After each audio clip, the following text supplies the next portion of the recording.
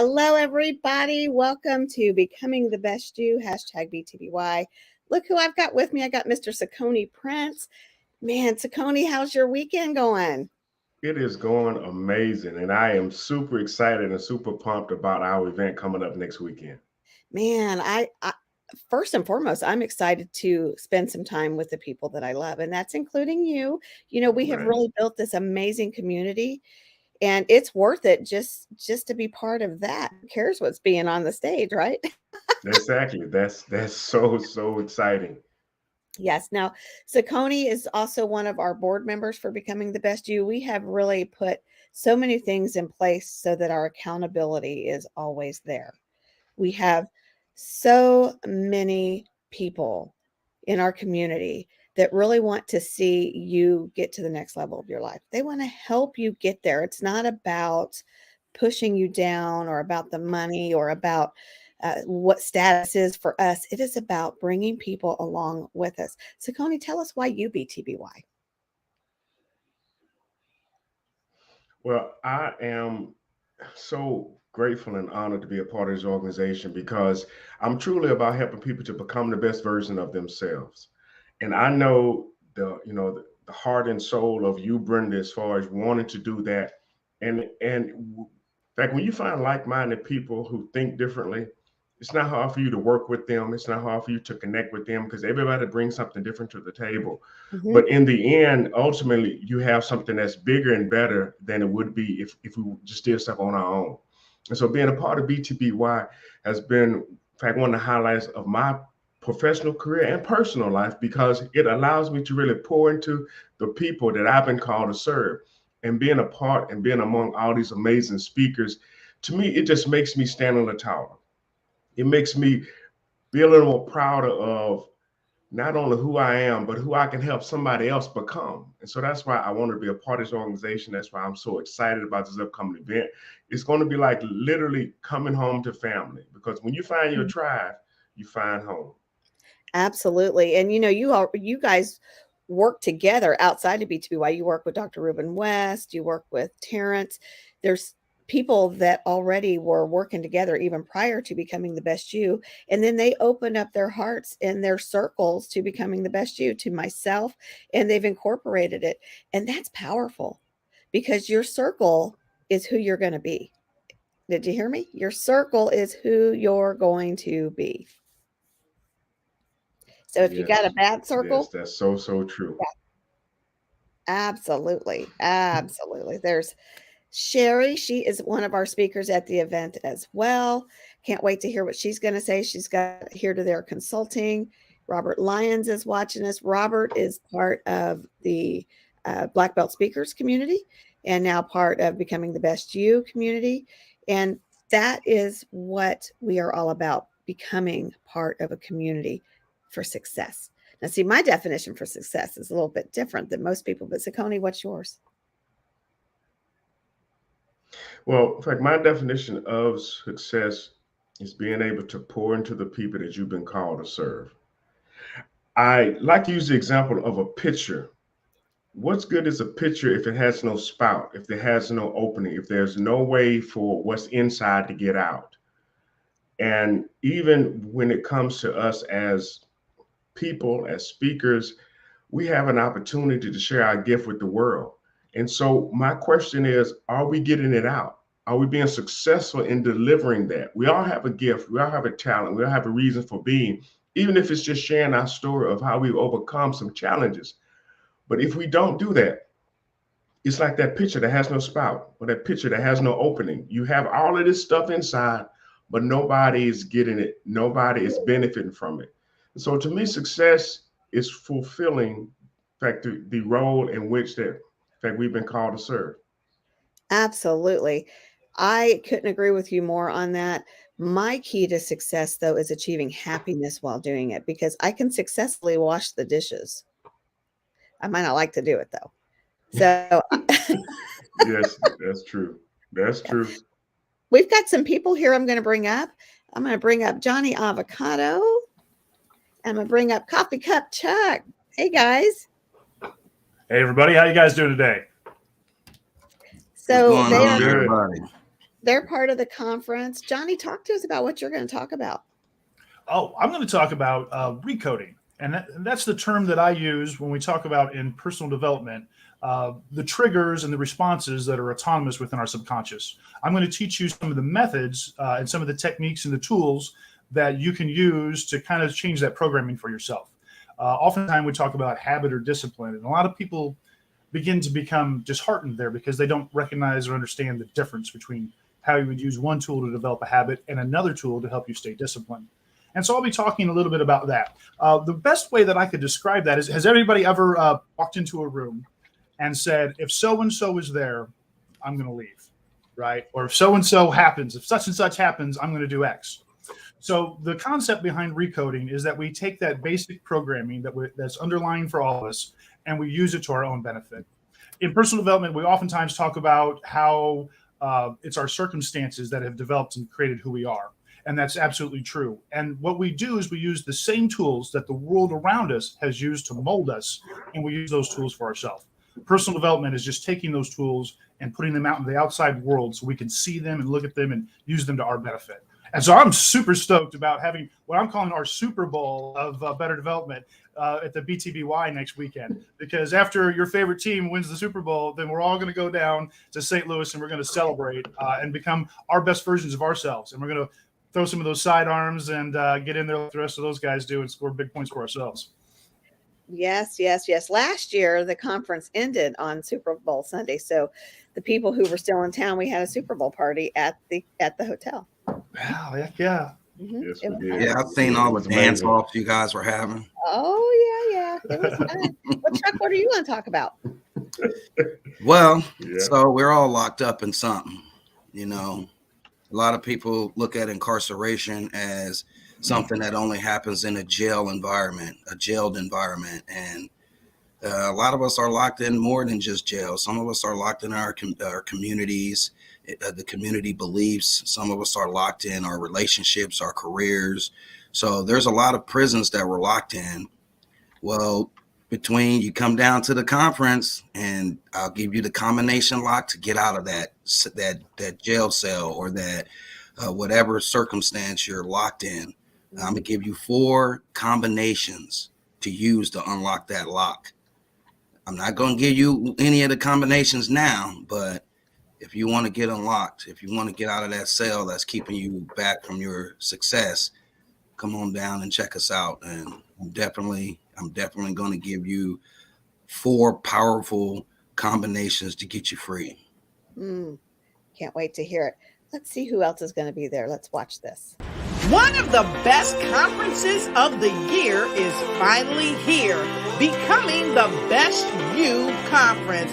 Join us live or virtually and hear from the greatest speakers in the country. Brenda Ringwood, Terrence Lethbridge, Stacey Wahey, Arcavius Armstrong, Dr.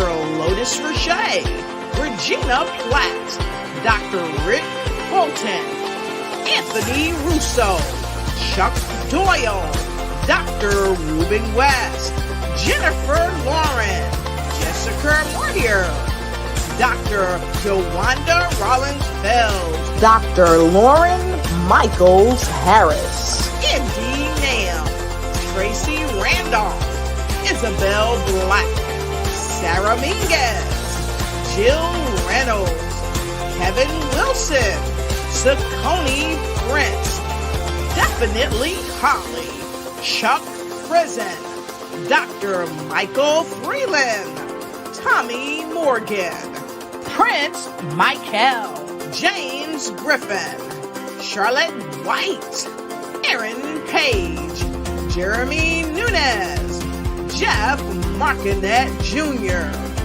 Belton Showell III. Becoming the Best You Conference, February 17th through the 19th, 2023. Clayton Plaza Hotel, St. Louis, Missouri. Get your tickets today.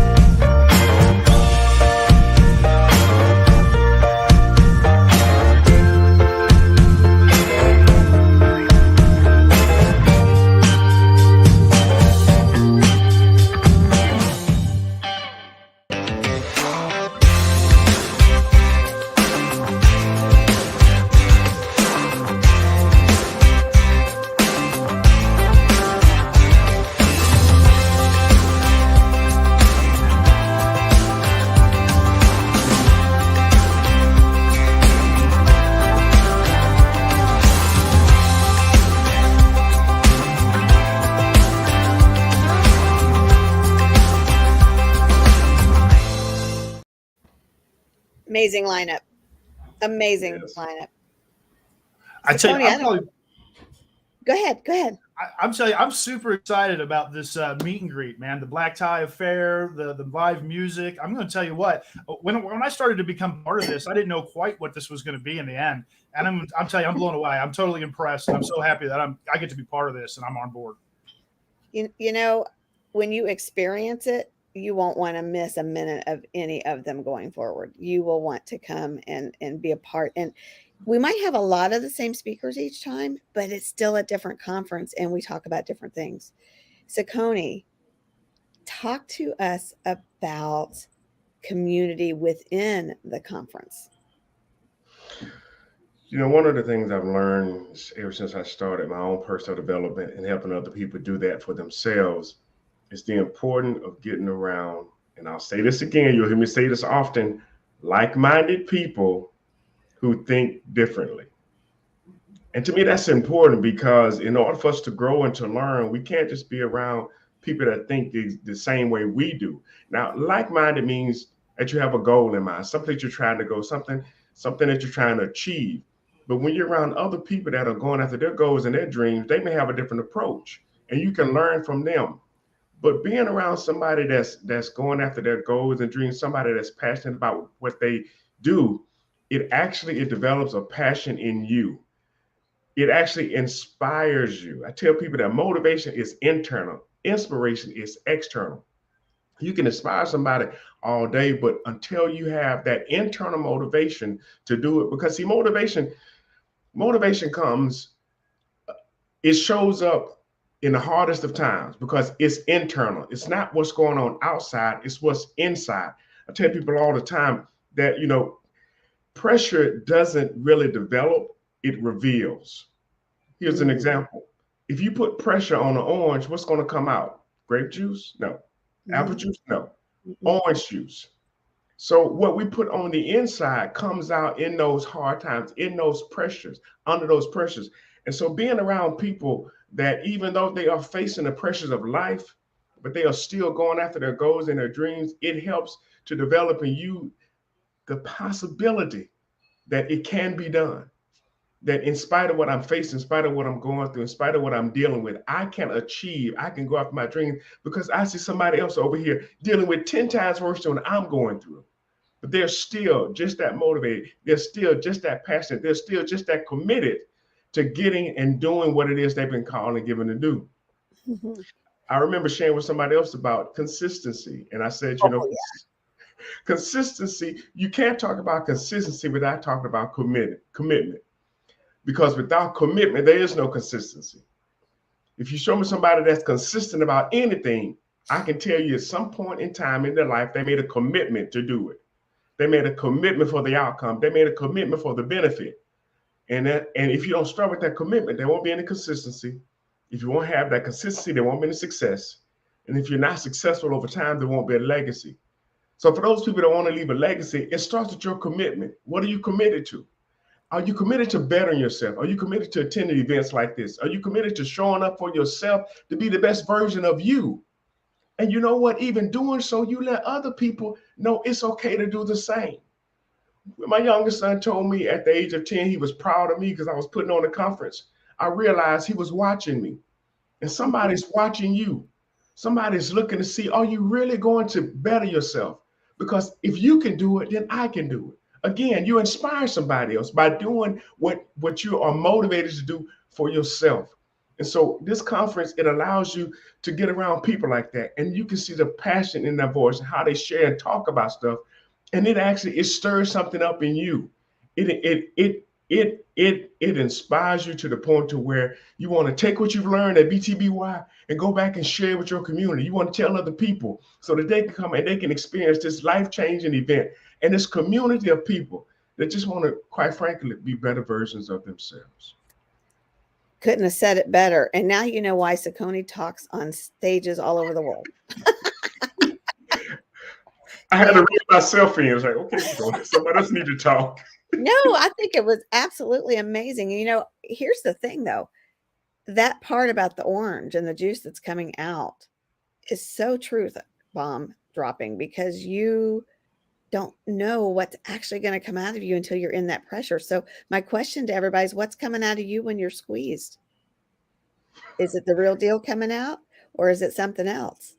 You know, we tend to put on a fakeness, a facade, whatever it is that's going on in your life. And then when the pressure happens, the real you tends to come out. So let's make sure that real you is what you're portraying to be, because often talk on perception, and perception is reality, but it doesn't mean it's true.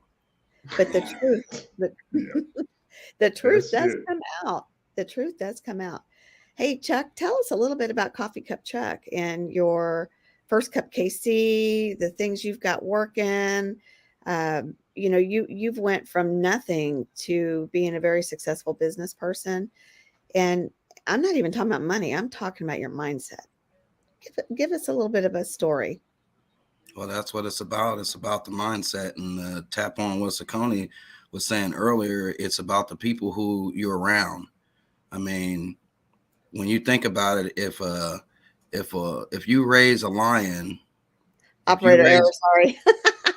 no, that's cool. If you raise a lion amongst lambs, that lion is going to believe that he's a lamb, no matter how vicious and ferocious and no matter how powerful he is. If he's dwelling with just a simple lamb, he's never going to understand the power he has within, when it comes to being what he actually is. And we are all made great.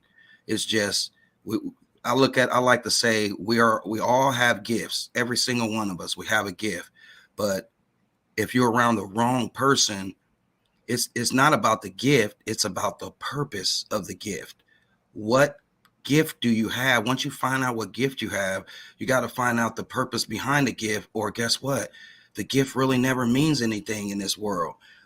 Sometimes in order to find out what that gift is, you got to get yourself around people that'll bring that purpose out of the gift. And that's when Sakoni said, man, you got to get around the right people. This conference isn't just about who's showing up. It's about who's there. And I like to reiterate on a couple of other interviews that I've had here in the last couple of weeks, when I say those tickets are cheap tickets to see us on TV or to see us as we are now. But the experience you get when you're in the room with these people, the experience you'll get hearing those side stories, the experience you're going to get being able to hear the rumble in the voices and to shake the hands and to actually sit down and tap into the mind of some of these people who have been able to overcome a lot of things. That's the great part. A lot of people look at me. I have family members. I have people who knew me in my old life that say, golly, dude, you've changed so much. You've come from such a deep, far place that, but I get up every morning, Monday through Friday, and I give what I can give. And that's my knowledge of how I was able to do things, and how I'm able to do things is there's certain codes you stick to. There's certain codes, like I said earlier, there's a combination to making it to wherever you want to make it. How you going to get that combination? How you going to start finding out what you need, that picking tool to pick that lock? You're going to find it with people who have already done it. You're going to find those keys to success from people who've managed to do it. And I'm going to touch again on what Sakoni said earlier, consistency,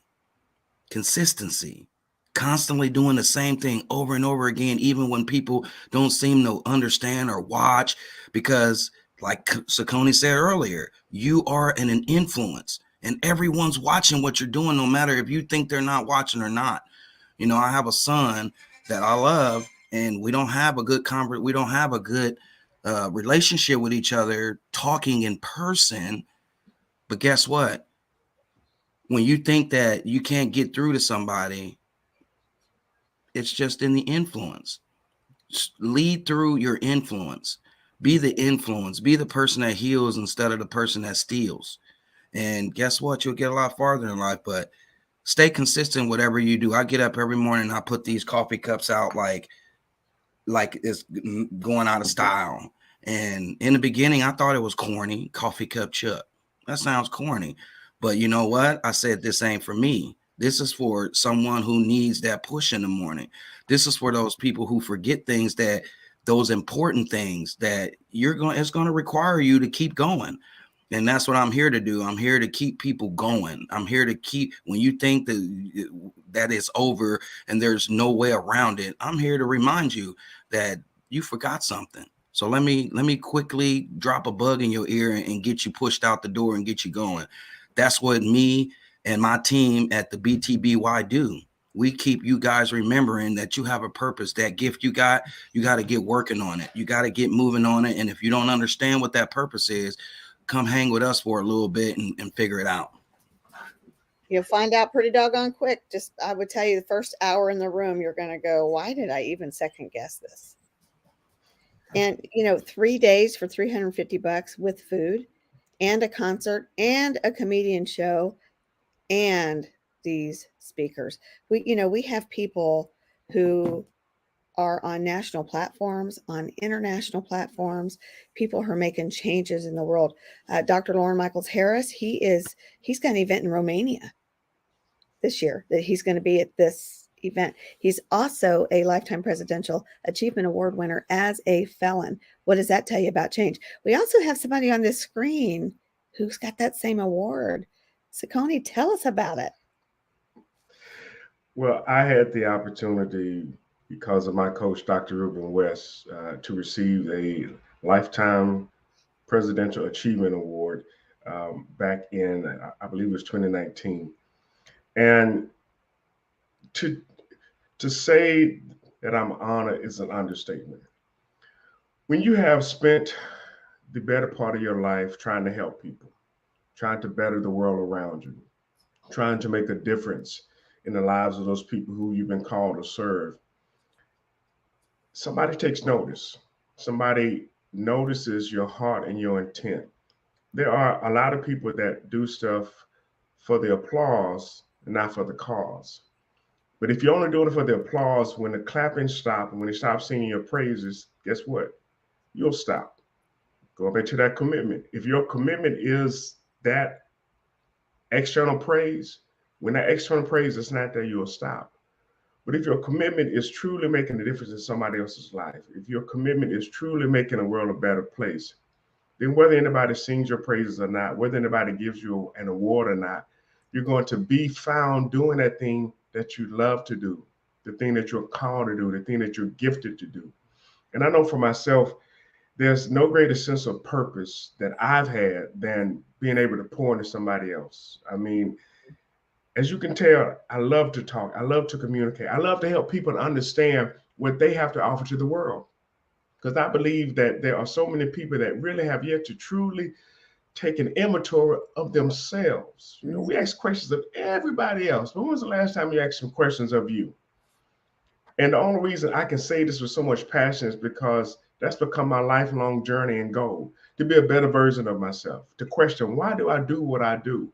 And I'll share a little bit about this at the BTBY, how I kind of got to this place of personal development. And it's a personal story.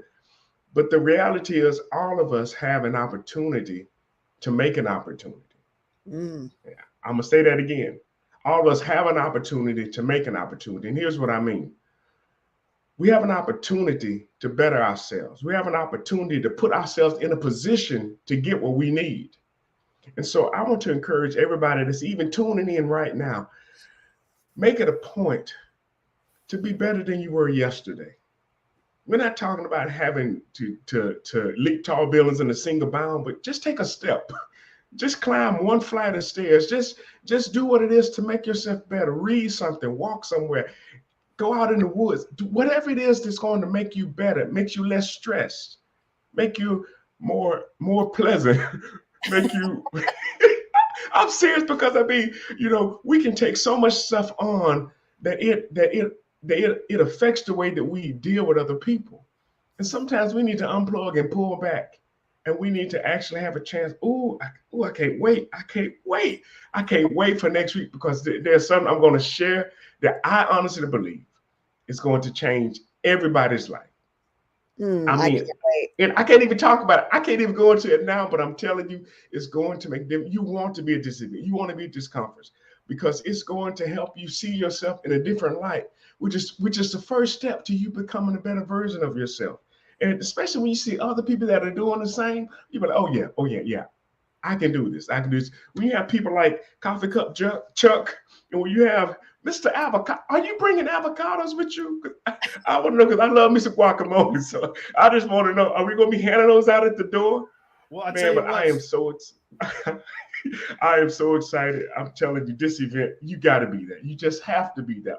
Whatever you have to do, make the sacrifice and make the investment in yourself to be there. Because that's what it is. It's an investment in you.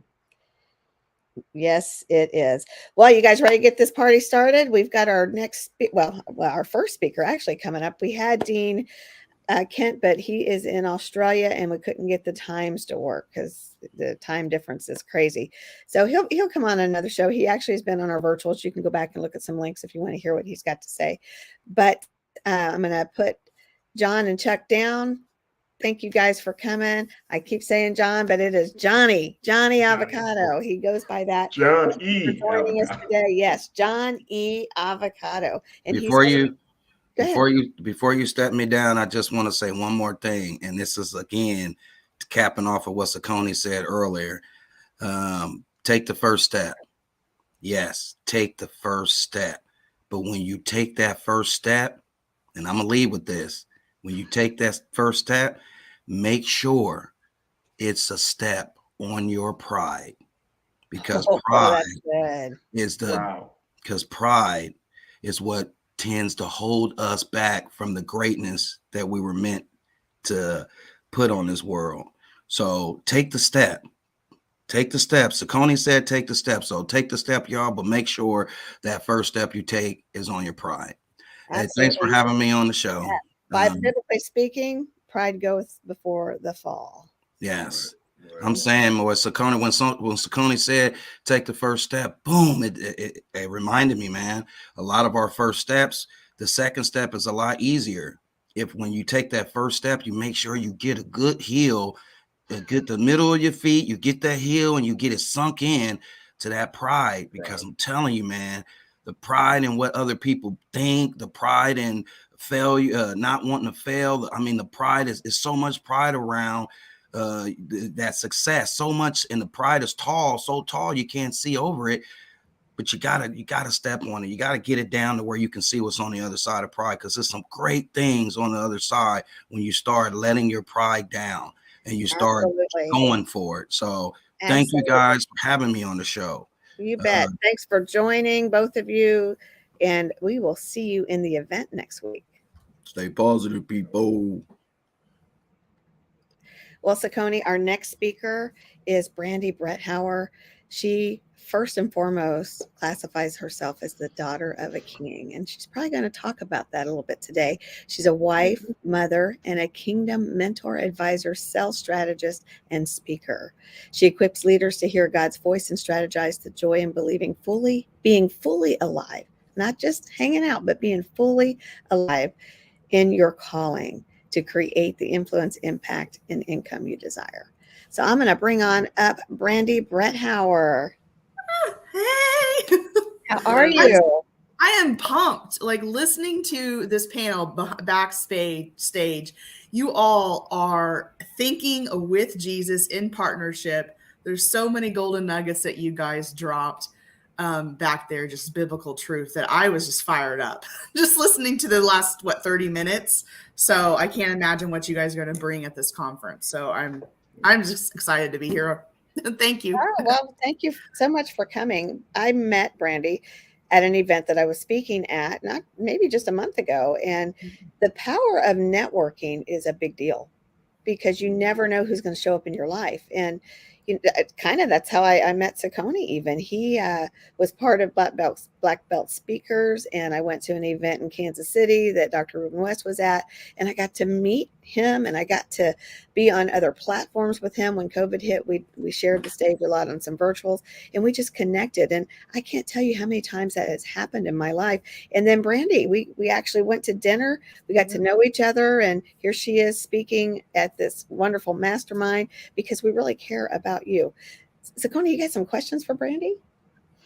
Brandy, tell us a little bit about yourself and what it is that you mean by sail with Jesus. Ooh, I only got 20 minutes. No. Okay. So you'll see, did I do it? I did. Okay. You'll notice I put sail with in capital letters. Correct. With is always in partnership, right? So when we're seeking the Father's heart, what you're going to find, I get so much goosebumps. When you're seeking the Father's heart and you're taking thoughts captive, even in the middle of the most challenging of circumstances, you are able to like bring heaven to earth. You're able to experience a peace that surpasses all understanding. And you're able to not look at, there's a difference between facts and truth. Right? You're able to go, okay, this is what the lab results are telling me, but what did Jesus tell me? And then you get to partner with those words, and that's where you get to bring heaven to earth. And we get to do this. We get to do this in every area of our life. And oh man, we could just talk forever about just partnering with him and yielding into him. And someone else mentioned, you guys use different terminology, but that's why we go through this wilderness season. So when the pressure gets tough, it's the goodness and the love of Jesus that's poured out so that you can have that ripple effect of community and the changing atmospheres. Because when you are groomed and perfected in him and you allow him, his love to pour out, that's where you change lives. That's where we see in 1 John 18, go double check because I don't know for sure, where the perfect love of Christ cast out fear, right? So, man, I could talk forever about this, but this is just a little sliver of taste of what I think it's like to partner with Jesus in every area of our lives and what it's like to experience that. Would you imagine if you're squeezed under pressure and Jesus is what comes out? Well, actually, that's what's really supposed to happen. And I know I didn't go into a whole lot of detail, but for instance, using that analogy about the orange, well, that stuff is put in every day. The orange grows every day. So it's only when the pressure comes that the juice comes out. And us taking in fact, the love of God, us taking in the patience of God, us taking in the understanding of God on a regular basis. So when pressure comes, that's what comes out. Yep. And so we just have to make sure, are we getting it in? Are we taking it in? I had the chance to talk last week on a Mastermind's prayer call, and I called all the fellas and said, "You're a pizza box." And they looked at me like I was crazy. I said, "No, you are a pizza box." I said, "Have you ever gone to a pizza party and they lifted up the lid of a box and there was no pizza in it? So then you went to the next one and you picked up the lid of the box, there was no pizza in it. So you go to the other table and picked up the lid of the box and there was nothing in it." The pizza box only has value because of what's inside. And if we are claiming to be a Christian and people lift up the lid and there's no Christ inside, what is it? What you do with pizza boxes, you tend to throw those away. Well, the good thing about it is God doesn't throw us away. He can put more Jesus in us. So we can go out into the world and we can actually feed them. And so I'm excited, Brandy, in fact, to have you, in fact, to be a part of this. And I know that you're going to just bring the house down with what God has given you. Yeah. And with that, the stage is yours. Oh, man, thank you so much. I'm really excited to be here. And I generally do this in a longer setting, a workshop setting. So I'm going to try to be concise. I have lots of homework for you guys that's going to be transformation too. So please grab your pencils and paper because it's this homework that he talked about, the commitment, and I talk about faith habits, right? And I want you to get into the word and see what the words talks about with these 5 steps to mastering a servant heart sales conversation.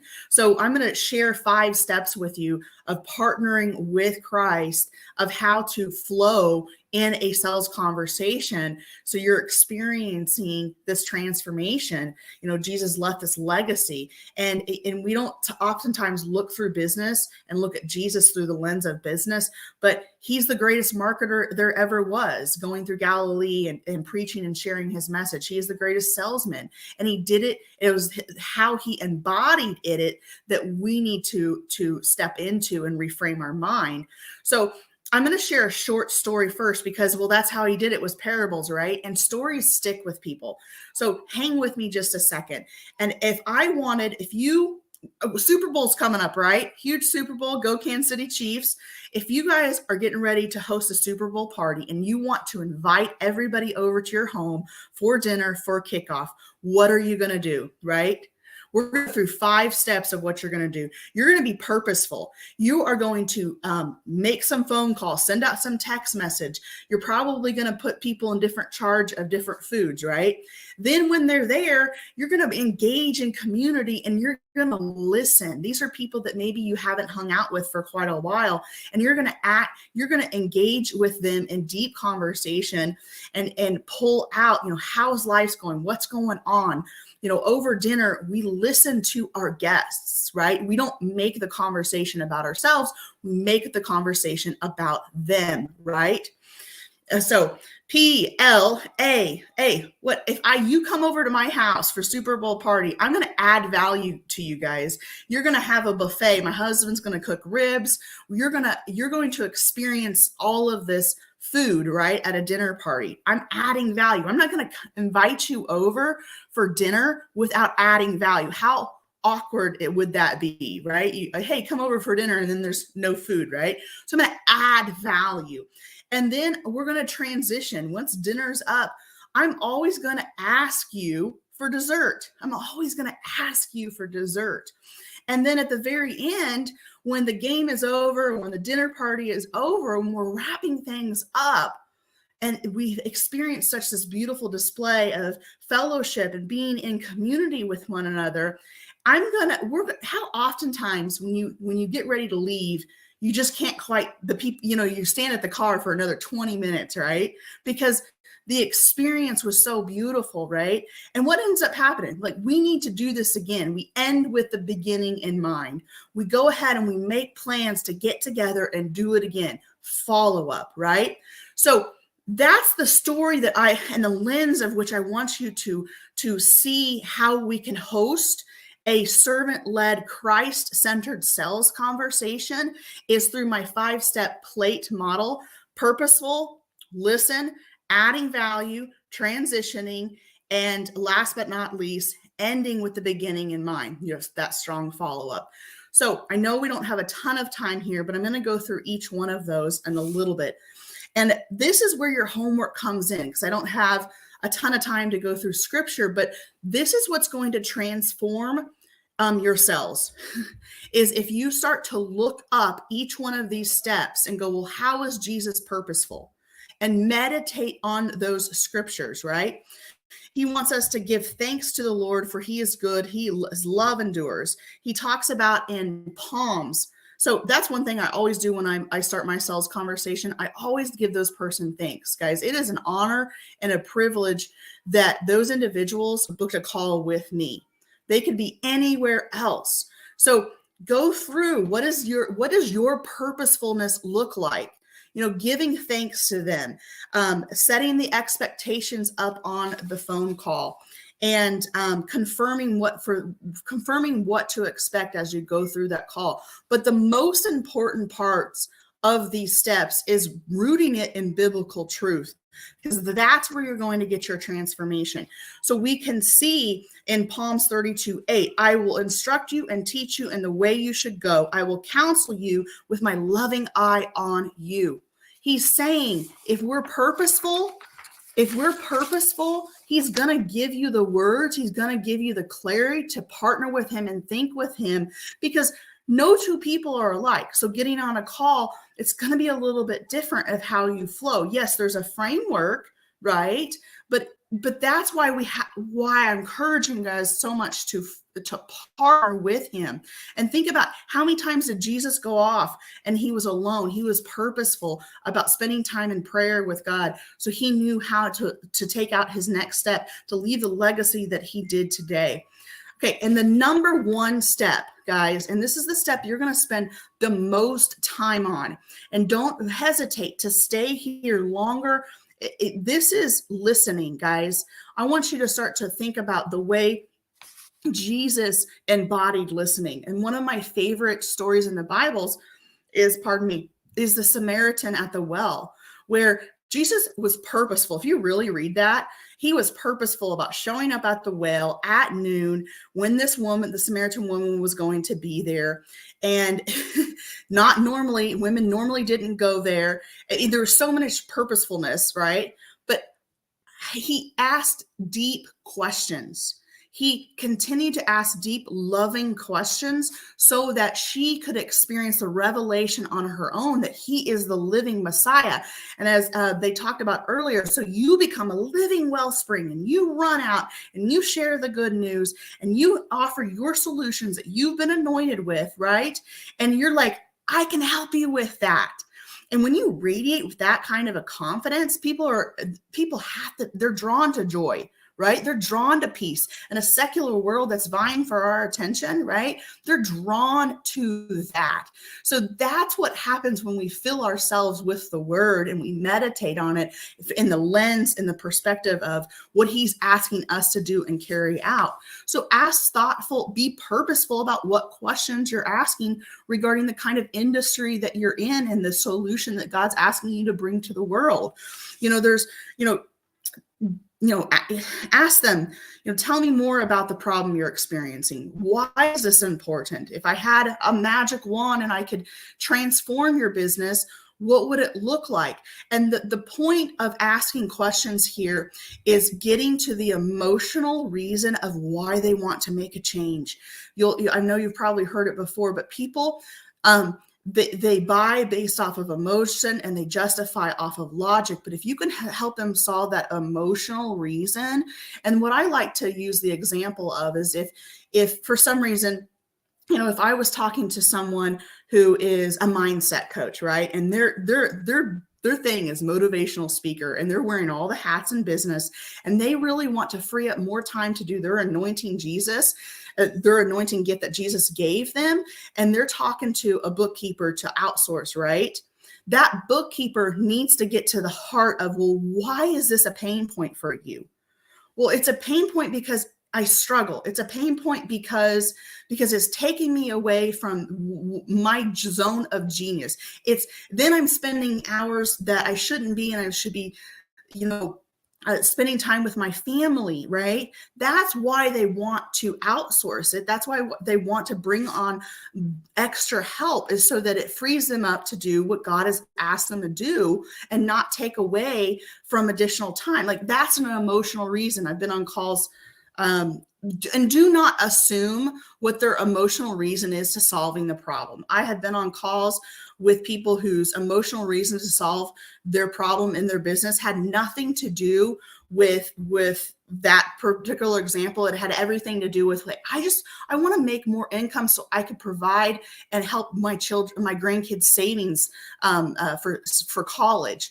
There are so many different reasons. I spoke with a woman who wanted to make more money in her business so that her husband wasn't working the crazy hours, so that they could have more time together. He could pull himself back. So don't make assumptions about what people's emotional reason is to solve their problem. But I want you to hang out here, and I want you to keep asking those revelation type of questions in the heart, getting to the heart of why they want to solve this problem. And so that they can experience the revelation that you have that solution to give them. So this is the most important step. Guys, if you shortchange this step, you're going to shortchange yourselves. Okay? I cannot express that enough. Step 3, though, is you're adding value. You're adding value. You're asking those questions. And don't, guys, you getting on a call itself and taking your years, decades of experience with a solution that God's anointed you with is value in itself. Okay. I first want to state that. But, what else can you share with them? Is it a resource, a book, a podcast? Is it a referral? Sometimes I get on the call and I can tell that really the heart of what's going on is they really need this. And I know someone that is more gifted in this area than I am, right? And it would take me out of my zone of genius. So making that referral. So what is that value add? What the one piece of golden nugget that you can provide them, right? And again, each one of these steps, I want you to go to the Bible. Just go to Google and go, how did Jesus add value? How did Jesus demonstrate listening skills? How did Jesus be purposeful, right? And step 4, guys, this is the most missed step in the sales conversation process, the most missed step. And it is simply transitioning to the ask. And this is where I really get in scripture and I would meditate on those verses, the number of times where Jesus says, hey, come follow me. Come follow me. I know I am discerning because of my walk with Jesus and because of what I've been through myself through the wilderness, that this is the problem that you have. Come follow me. I can help you in this, but here's the thing, guys, not everyone said yes. So we have to be okay with that too. Not everyone said yes to Jesus. Not everyone's going to say yes to us, but we have to look at it from a lens of we are planting seeds with these individuals that we're coming in contact with every single day. And then you're going to get those people who I think it's Matthew where it talks about where the seed is sprinkled. Sometimes the seed is sprinkled on rock and other, and it goes on and on. And you're going to get those people who are hungry, that are ready. And those are your people. But you have to ask. You have to ask them, come follow me. And sit with Jesus. Ask him what the language is for you, right? What is the language that I'm going to feel comfortable and confident with saying, hey, come follow me? Are you ready to do this thing, right? Are you ready to jump into this offer? So transition.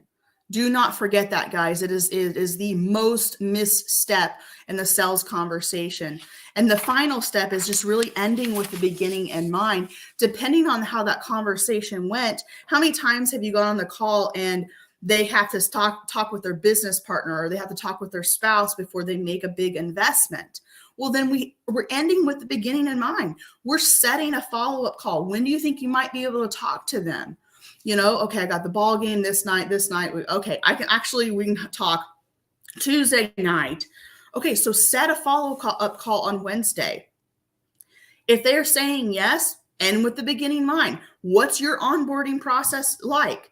Do you sit there and take payment over the phone now and send that call, send the instructions? Like, what is your onboarding process like? But you have to end with the beginning in mind. I've been on calls where they're like, yes, but I'm currently in a 6-month program. We end here. Can you follow up with me closer to, because people's plates are, we don't want to become overwhelmed. So make sure you follow up with that task. The conversations go so many different directions. And so we really have to, and this is why we have to be partnering with Jesus. We have to be partnering with Jesus so we can discern through each one of these steps what questions to be asking, how to move forward and flow in a way that has those people being left with nothing but love and value, where they're saying, I want to do that again. I want to experience the atmosphere that you brought to the table because you embodied the characteristics of Jesus. And those are the 5 steps, guys. I look for time here. Those are the 5 steps to mastering a servant-led sales conversation. Be purposeful, listen, add value, transition to your offer, and end with the beginning in time, end with the beginning in mind. Now, your homework assignment, guys, I literally want you to sit down. If we were doing this in a workshop fashion, we would be going through each one of these points and packing it full with biblical truth. Because when you meditate on biblical truth, that's when the renewing of your mind happens. This strategy is easy. We can Google strategy all day long. What's going to make or break you is the mindset behind the strategy. That's my heart for you guys to go and do the homework and get rooted in biblical truth here. And then sit with him and talk to him about, how can I be purposeful in other areas of my life? How can I listen in other areas of my business and life, and so forth? So that's my heart behind it. And I hope that you guys understand the transformation that can be taken when you sit in biblical truth and meditate on that. But that's what I got for you guys today, of how to master a servant-led Jesus conversation, partnering with him. And I just can't thank you enough for hanging out with you guys. You did an amazing job. Thank you for that. Thank you for that. So what do you do for a living? Yes. So I equip leaders, just like yourself. I equip leaders to amplify God's voice and strategize the joy of living fully in your calling. So I do this in two main ways. I do this one-to-one, and generally those individuals we're partnering with God to bring heaven to earth for your business and strategizing. I'm exceptional at organization, clarity, structure. So people work with me one-on-one with that and strategy. And the other main way is through my mentorship and mastermind community called Think with Jesus. And that's where we get to come together in community and really start to unpack the calling, whatever you might be called for, as a speaker, as a bookkeeper, a VA, whatever your calling is, and really start to walk this journey out together in partnership, in community, of what it means to be yielded and surrendered to him in our businesses and partnering with him. And this is what happens. I don't want to get on too big of a tangent, but how many times have people bought the guru's plan? They've spent thousands and thousands of dollars, and they followed every I, they dotted every I and crossed every T. And the ROI was just not there. It was not there and it worked for the guru. They have 6-figure, 7-figure, 8-figure business. It worked for them, but why isn't it working for them? It's because Jesus has a plan for you. He has a path for you, right? He wants you to partner with him and bring that out. That's what I help people do. That's what I help people do, is partnering with them. And those are the two main ways that I help people do that. And how can they get in touch with you? I am on almost any social media channel. So, I think I know you're on Facebook. This was streaming on Facebook. Just click my name, send me a direct message, introduce yourself. Let's have a conversation. I'm all about relationships. So, let's connect, but I'm almost on any social media, LinkedIn, Facebook. And I can even drop my email or something in the chat too, if you'd like. Yeah, you can put it in the comments on Facebook. Yeah. Or it's streaming to about 7 different places. So yeah, we can find you. Well, thank you, Brandy, so much for joining us. Look forward to hearing from you again. Thank you so much. I really appreciate it, guys. Have a blessed day, and I'll be keeping you guys in our prayers for this conference next week. Sounds amazing. Thank you. Well, Saccone, let me tell you, a lot of people have faith, right? Mm-hmm. And we can think of faith in a God type of way, or just faith in ourselves, faith that something's going to happen, faith in your circumstances. But when you have it, it's powerful. Absolutely powerful. Yeah. I have to admit that sometimes I didn't have faith in myself, and I had to get that strength through Christ. And when you do that, doors will open for you. Your whole environment changes right down to the people in it. It goes back to what we were talking about earlier about your circle, who you have with you. Right. If you're the smartest person in the room, you're supposed to be changing rooms, right? Right. And same way with your circle. But I'm not saying to kick people out. What I'm saying is you can deal with them differently going forward. Yeah. When you know what's coming down the pike. We tell our kids, when they're when they're in high school, middle school, don't hang around so and so because, I heard this about them. But sometimes we put those blinders on and we let people lead us down a path that you can't sometimes get out of. And I was in that situation more than once, that I allowed people to control my life. Mm. Yeah. So our next speaker, man, he's I've been working with him now for a couple weeks on some website stuff and speaking tips. He's wanting to get into the speaking arena. He's a swim coach for a school district, and he's probably at a meet, so he's probably stepping out to do this. But he's been in the sales, consulting, and coaching business in the field of that for over 9 years. He's very fluent in customer relations, support, strategic problem solving, project management, and helping others in their career path to success. He's outgoing and a knowledgeable salesperson. He's a motivational speaker who is driven to empower businesses and spread the path to success.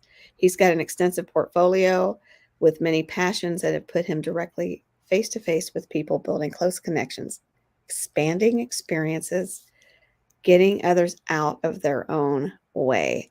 Have you ever been in your own way, Saccone? Yes, I've been in my own way too many times. It's a problem, and this is some of the stuff that he talks about. So welcome, Austin Atchison, double A, to the stage. Thank you for that awesome introduction, Brenda, and nice to see you, Saccone. I have not met you yet, but How you doing, Austin? yeah, absolutely. So that was a really good introduction of what I do and why I've kind of come to this forum. So really, let's kind of get into it. What I'm going to talk about today is really what my view of success is. I told you he was at a thing. He was getting ready for a state swim meet. Yes. So a real quick thing on that is my swimmers are looking really good. My high school boys have really done a good job this year, and we're getting ready. We're gearing up for our big state championship. And actually, I've been talking to them a ton recently about this kind of stuff. One, I'm excited about doing it. Two, I need to motivate them all the time. And that's kind of my job as the coach. So let's kind of move forward with it. So I kind of mentioned that success to me is really just kind of making sure you can maintain a lifestyle that keeps you happy. Oh, absolutely. Well, I'm going to put us down and let you have it. All right. Thank you, guys. I am going to get started. Let's do it. All right. So yeah, as you guys heard, I am Austin Atchison. I have been in sales and really kind of working with friends, anybody who reaches out to me or anything like that, with trying to get them out of their own way, remotivate them, get them, kind of out of a funk, whatever the case may be. What I want to start with is a story. And I spent the last couple of days trying to decide if I was going to make up a story and then try to connect it. But I think I'm just going to tell a story about myself or something that happened to me when I realized that the biggest thing that gets in the way of your happiness is you.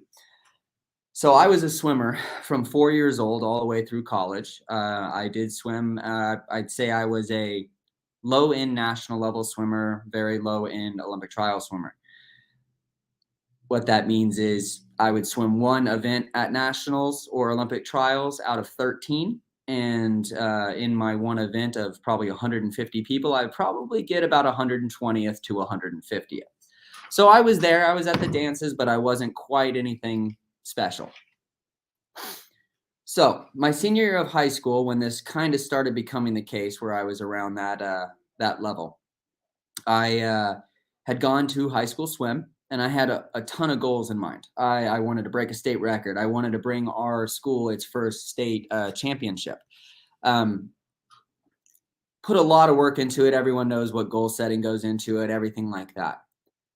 I had a great senior year state meet. It went as well as I could have imagined. I didn't quite hit the times or some of the goals, but overall the core goals were met.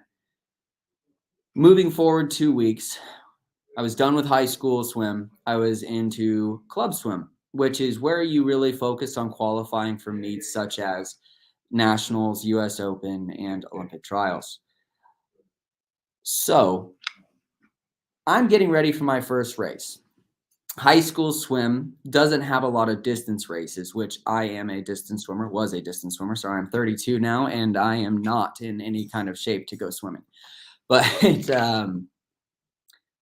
I get ready for my 1,000 freestyle, which is my first event at this next big meet. Double the distance of anything I had done in high school for the last 3 months. I'm standing behind the blocks, behind the starting blocks, and I'm looking to my left and my right, and I see tons of guys that I've raced against since I was 10 years old. So for the last 8 years, some of them 10 years. And most of them I haven't ever beaten. Most of them are actually extraordinarily faster than me. In fact, the guy to my right was a friend of mine that ended up swimming all 4 of his years at Auburn, which is an incredibly fast school. The guy to my left spent all 4 of his years swimming at Stanford, which is also an incredibly fast school. And then since there were 8 lanes, there were, 5 other people to deal with, that all of which were people I knew and all of which people I'd either barely have beaten or have never beaten. So I sat behind the blocks and I said, okay, I've signed with my college. I know where I'm going. I had the most successful state that I could have imagined. I was extraordinarily happy and proud. So I said, what does it matter? What's the worst that happens here? I dive in and I go out hard, and all the guys that always beat me again. And I don't do great. I add time, whatever the case may be. So I said, well, why worry about what's the worst that's going to happen? And I said, who cares what they do? I'm just going to dive in with this happy feeling I've got, this excitement about what's coming and what I've done. And I'm not going to care what they do. So I got up on that block feeling less nervous before a race than I think I ever had my entire life. I don't know about any of you, but I get real anxious, especially whenever I'm in a position to test my mettle. I've been training for a long time or studying a long time or working on a client for a long time. And now it's time. Let's find this out. Let's see what we can do here. This is the first time I kind of got up on a block ready to do a start and went, all right, let's do this. I started that race off so far ahead. I jumped out to 3 body lengths ahead, which is the equivalent of watching Usain Bolt win the 100 or the 200 back in 2008. I was far ahead. I felt great. I was doing phenomenal. I knew I had to be going fast just because of where I was at. I ended up losing the race. The guy who went to Stanford, my friend, he caught me and beat me. Now, remember, I did say I was a distance swimmer. Generally speaking, that was me. I would run people down. I would catch them and pass them. Now, I didn't think it would happen in this race, but I definitely didn't think I would be the one to be caught and beat.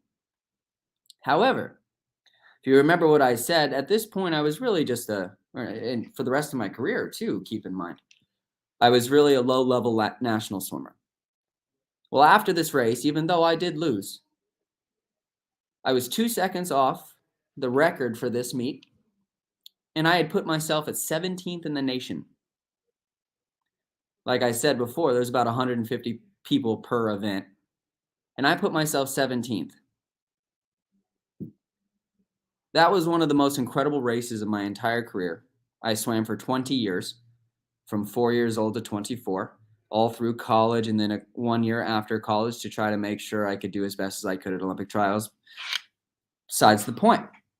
The reason I tell this story is to show how powerful it can be to reframe your thoughts and really just get out of your own way. Now, I have not been the best at this, but this was the time that I discovered that the biggest hurdle to overcome is between your ears. That mind that gets in your way. So today I really do want to focus on some of the things that I think really benefit you as a person to try and focus on the correct paths to be successful, which I mean happiness. And to do that, obviously you have to get out of your own way. That is the biggest hurdle. In fact, too much focus is spent on other people, measuring your successes or failures in relation to other. If you notice, I mean, really none of what my story, I mean, yes, I was thinking about the others, but what caused the happiness? What caused me to actually be able to be free and unencumbered to really push myself in that 1,000 was I stopped thinking about others. I started thinking about the fact that I've done a lot of work and I'm happy. I've got my college, I got my next steps in place. I had a great meet. I had a great high school swim meet. I'm all happy, and everyone at high school is all singing my name and my praises. So what's there to lose here? So yeah, I got out of my own way, and it helped allow me to get to what I saw as success. And again, I'd love to bring up I did not win. Oh, all right, so let's get into how you create the groundwork or path to being successful or happy. Happiness really is just a non-contradictory state of joy. And I love to steal quotes from a guy named Richard Bach. That may have been someone else, but still. I love that quote because it establishes a parameter. And to be able to achieve something, you do need to be able to set parameters. And I would like to say the best, maybe the only way to really achieve this happiness is to clearly define a core value, goals, and a core purpose. I think, and as simple as it sounds, I think those are the three basic things you need to start addressing daily. And it's not easy. I know it sounds very simple, but oftentimes a simple task is not an easy task. And I think that definitely gets missed when you listen to a motivational speaker or just a really good sales teacher like the person before me. I absolutely love that. And I agree with so much of it in my sales as well. I mean, it absolute great stuff. So I'll be the first to admit too, that these three, the values, goals, and purpose are stuff that I need to work on heavily. They're not something I'm just some master at. It's just something I think I've developed a strong understanding of, at least conceptually. As I said before, my high school 1,000 was probably the best race I ever did in my life, but I kept swimming for 5 years after that.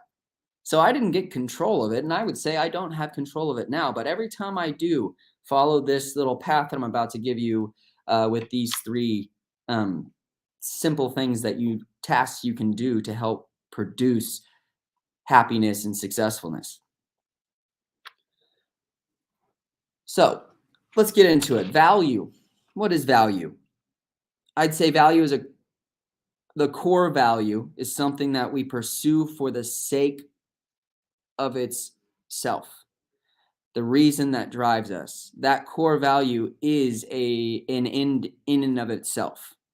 It is your purpose. It is, well, sorry, not purpose. I don't want to use that. That is your value. That is what the object that gives you the ability to take action, the core value to decide how to act, how to make rational decisions, and really how to devote your time, how to focus your time, organize it correctly to make sure you achieve success and happiness. If you don't have those values defined, how can you decide what path is the one to go? How can you judge when you don't really have a base of values to base a judgment on? Value is a very core concept when it comes to internal happiness and success. But I'm not going to spend a whole bunch of time on these because I don't have a lot of time. And if I were to do a bigger talk on this, I would probably spend a little bit more time and hopefully open it up to Q&A and everything like that. But let's move on to goals. Everyone's heard of different strategies for goals. Everyone has an idea of what goals are. The focus of a goal should be the quality. the quality of the goal and whether or not it contradicts any of your values. It must mesh with your values. If it doesn't, then you need to either reevaluate a value or your goal and make sure they are in line with each other. Your brain has enough trouble fighting off negative thoughts as it is. You don't need to tear it in two different directions with your goals and your values not matching together. But again, you can't figure that out unless you've defined your values, and now come up with some goals. I'm going to quote Richard Bach. I know I mentioned his name.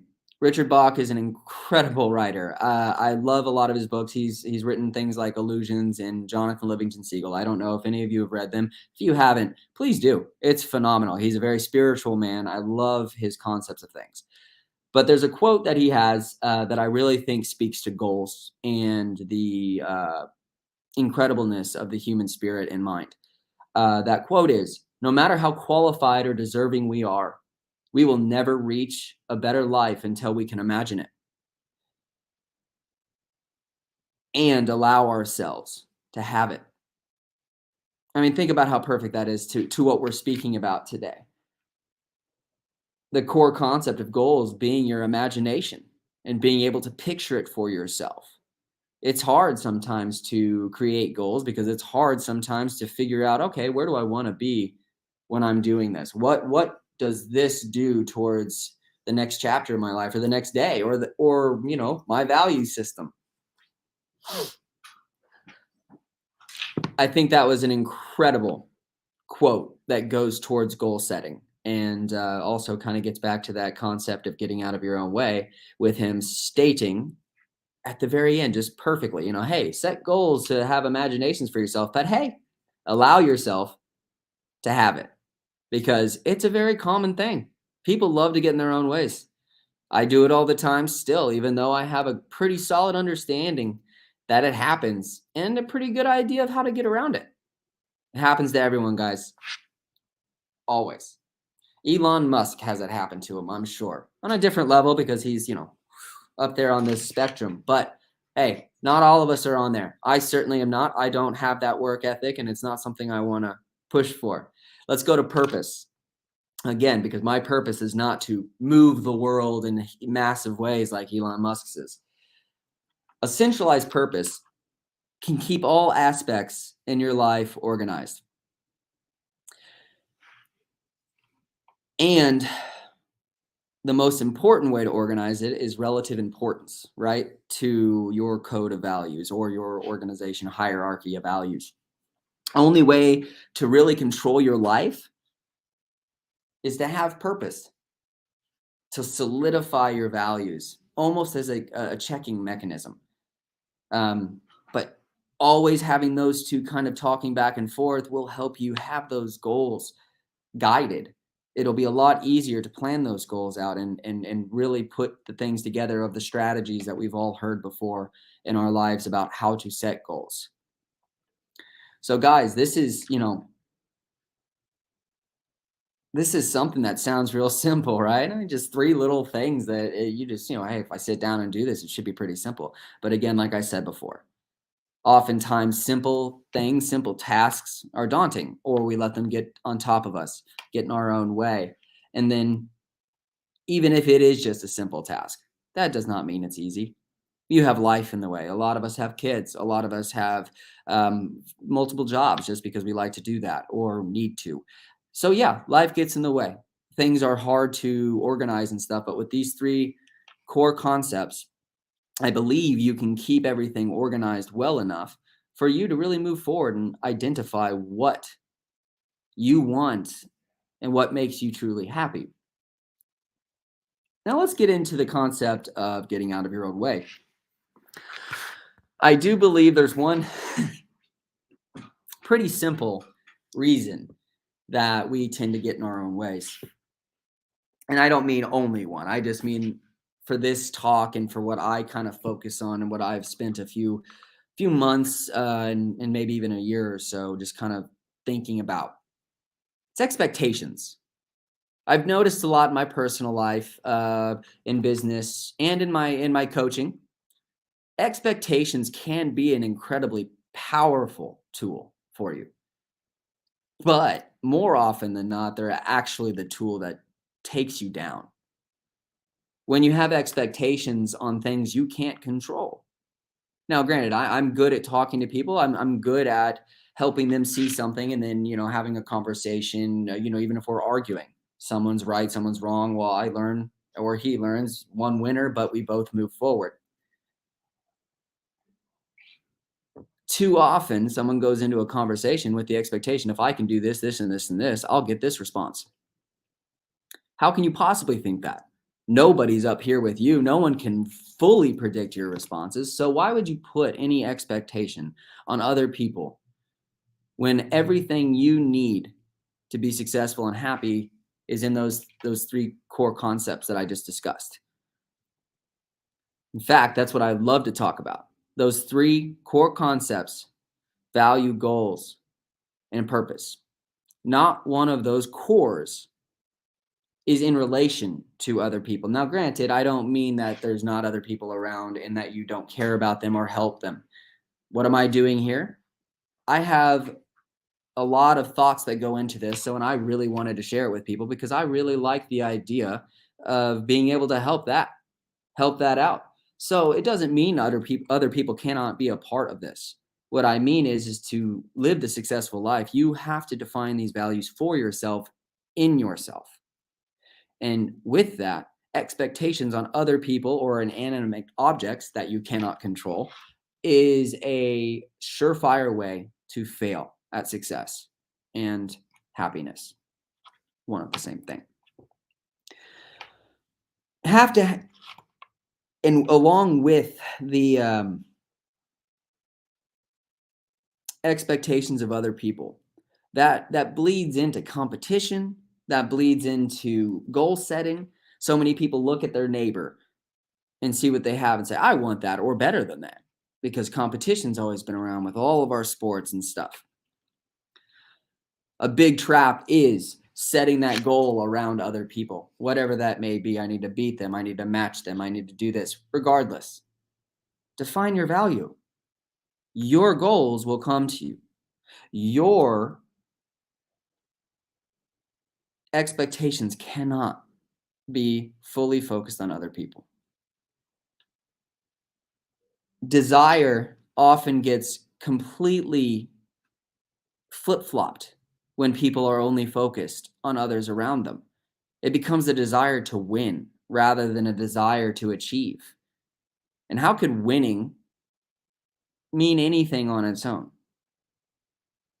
Just on the flip side, if you achieve what your goal was, which is, to better yourself in your sport, to reach more people in your sales job, to just, have more touches to potentially help more people, whatever the case may be, the desire has to be to achieve that, not to outdo someone else.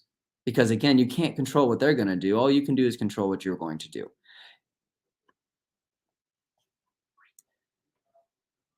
I don't mean competition is bad. I loved competition. I loved race guys. I loved watching Daniel race me. Sorry, the guy in the 1,000 who beat me. I loved watching him come up on me. I was trying as hard as I could to race him and beat him, but he just had too much on me. Competition can be great. It brings out the best in people. It's an incredible tool.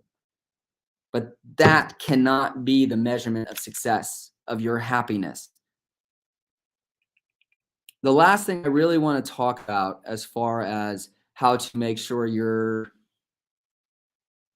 setting yourself up for the best option to define values, define your goals, define your purpose is by something that's actually probably the hardest, but sounds the most simple.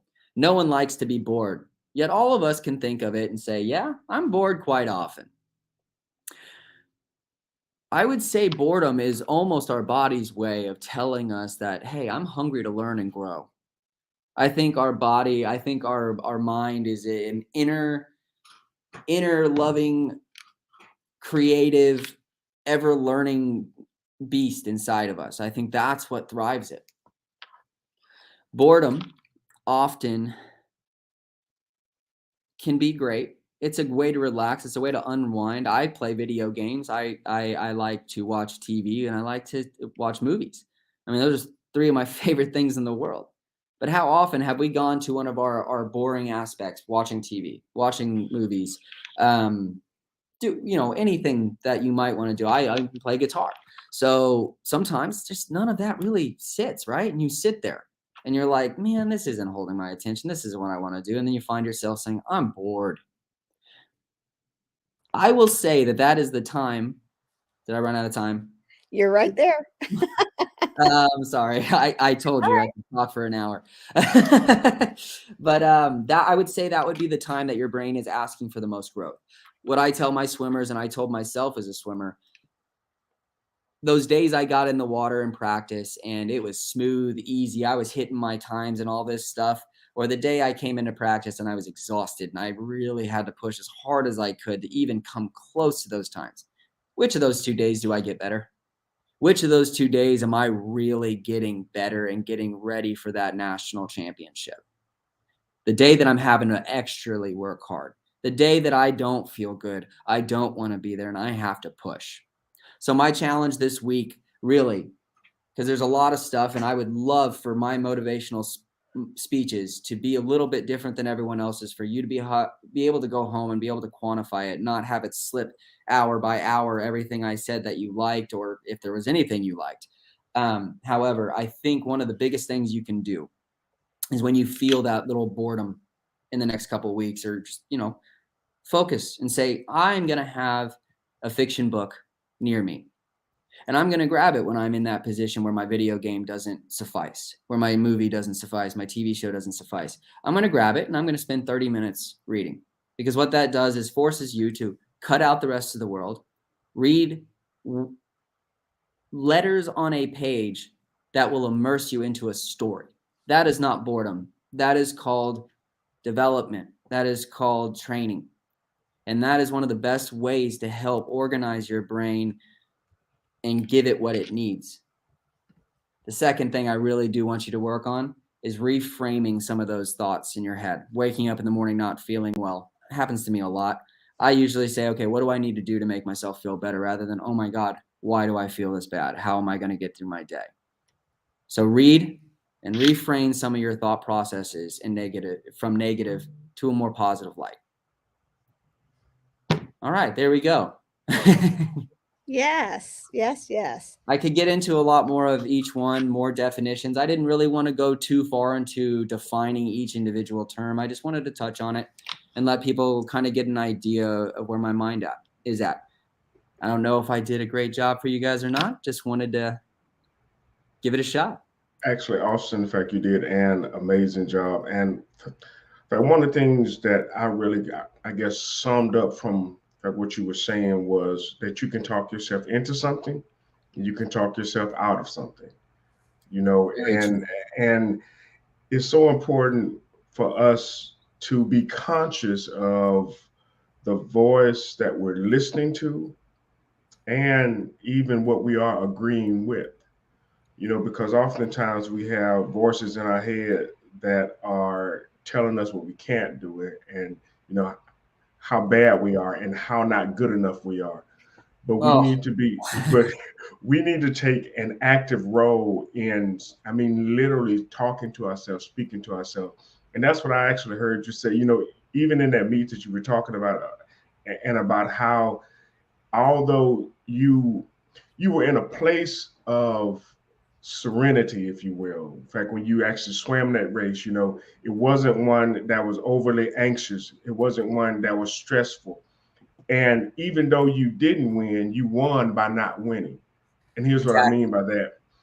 Just by getting to that place, getting to that state of serenity, you are now able to teach other people that same thing. Yes, instead of teaching. And that is, I've spent the last 9 years coaching my old high school team, because that was one of the biggest things that I attribute to my success and my happiness, is discovering that early on. And I gave that to swimming. So I wanted to make sure I could get back to that. And then there's more stories I have about me realizing I was actually a better coach than I was a swimmer. which actually happened the same year, just a couple months before. I helped train the freshmen on my team to break my state record the next season. So, and I realized how proud of them I was with it. So like, even then I realized I love coaching. I love helping people get out of their own way. But yeah. And just so you know, my coach felt the same way as you in that 1,000 free. He was an Olympic coach and he was a very hard coach. He threw chairs at me at points. Like he was a crazy man, but I loved him because he's what I needed. He even told me at the end of it, hey, you kind of let him catch up to you, swam on his side of the lane and gave him a drag. But wow, Austin, that was the best race I've ever seen you do. And I don't know how many times that man complimented me. So it's the journey. It's the journey. Yeah, exactly. And it's so much more than beating other people. And I still face it to this day. I try to get people to understand that, yes, competition is phenomenal. Competition is great. But it is not about beating other people. That can't fill you with the joy that you need. The joy that you need has to come from within. And other people aren't within. Yeah. That is the truth. It absolutely is. So tell us how we can get in contact with you. Okay, so yeah, I mean, I have Facebook. We're developing this website because of Brenda. I'm very excited about that. I am on Instagram. I'm trying to get more active with Facebook, Instagram, social media stuff. I'm 32, so I should be really involved with it, but I never have been. I've just really never gotten into it, but I'm really starting to try to make an effort. I can also put my cell phone number in my email in the comments, and people can reach out to me anytime. You know, right now I still sell point of sale and credit card processing to restaurants to try to help them, you know, get the best system in place. Cause you know, the point of sale is the brain of the operation. And I want to make sure these guys have the best opportunity they can. Cause I love food and I love restaurants. Yep. So, I hear you there. Me too. Yeah. So I provide that at the moment and I don't see any reason to stop it. I just want to do this as well. Cause I want to be able to spread as much goodness out there as I can. It's not what you do, it's how you do it, right? Oh, and that is one of my favorite lines. It really doesn't matter as long as you're happy, no matter what. Exactly.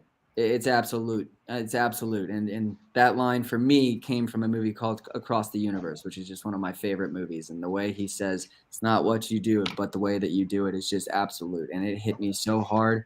And that's part, you know, it was around the same time that movie came out in like 2009 or 10. I was a senior in high school in 2009. So it was all kind of around the same time that I just started absorbing all of this. And I absolutely love it. It's just something I can talk for hours, as you can see. Well, I think people who can speak, yes, that is true. And if there's a microphone nearby, sometimes we have to hide it from speakers. Yes, and the more you guys get to know me, the more you'll realize, okay, Austin, this isn't the time. Well, with our group, you'll get told that. All the time. I'll start talking to the boys, and I get into this little thing. And he's like, no. We're at the meet. We don't need this right now. That's right. Well, thank you, Austin, for coming. It's been a treat. Hope to see you again in one of our events, one of our virtuals, one of our masterminds again soon. Thank you very much. Yep. Talk to you later. Thank you for the opportunity, guys. You bet. I look forward to it. Thank you. Talk to you soon. All right. Well, there we go. Me and operator error here is hitting success. It's life, Brenda. It's life. It is. But you know, he said something about reading. So I got a little something. For you. Okay.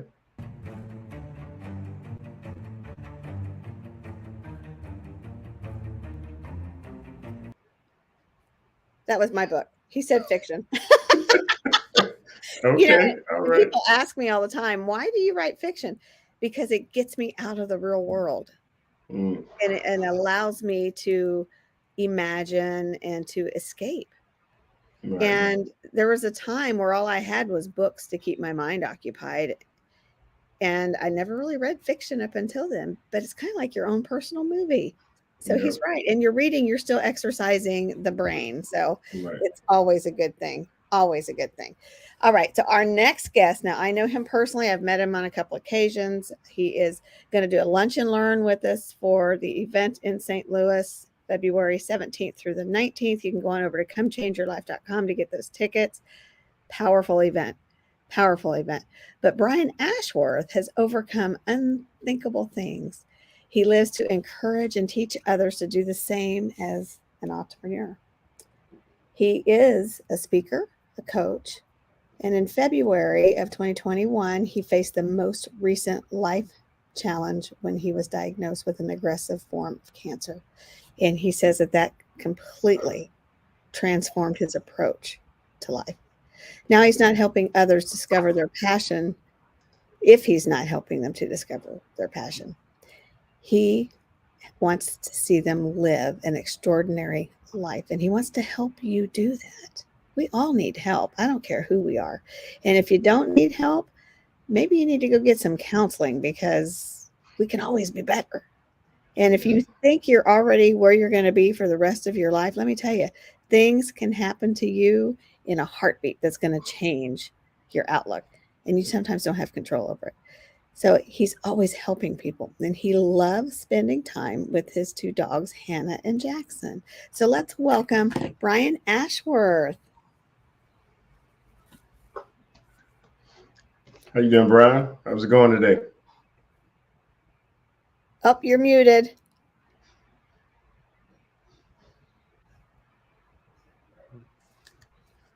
It still says you're muted. There we go. There you All go. right.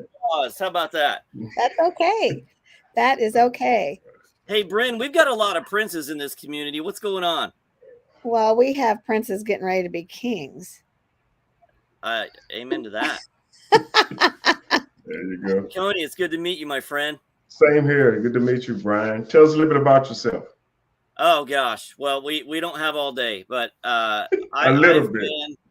I've been, as Bryn said, I've been through.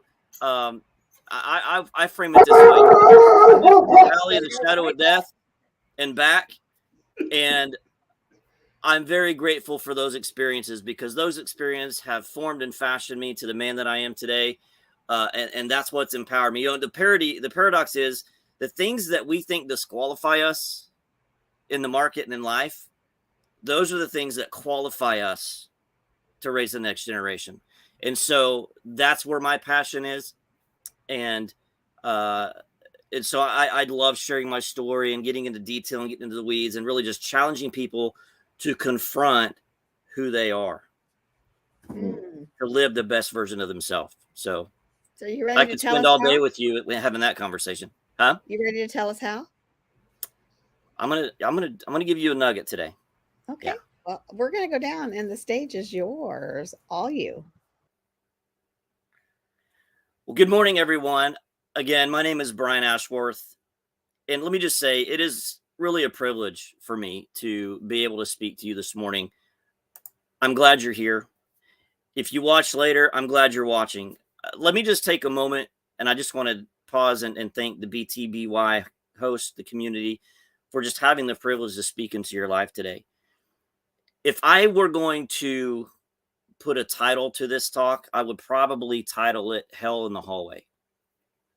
And here's what I mean. I'd like to frame that to you by just giving you a small piece of my origin story.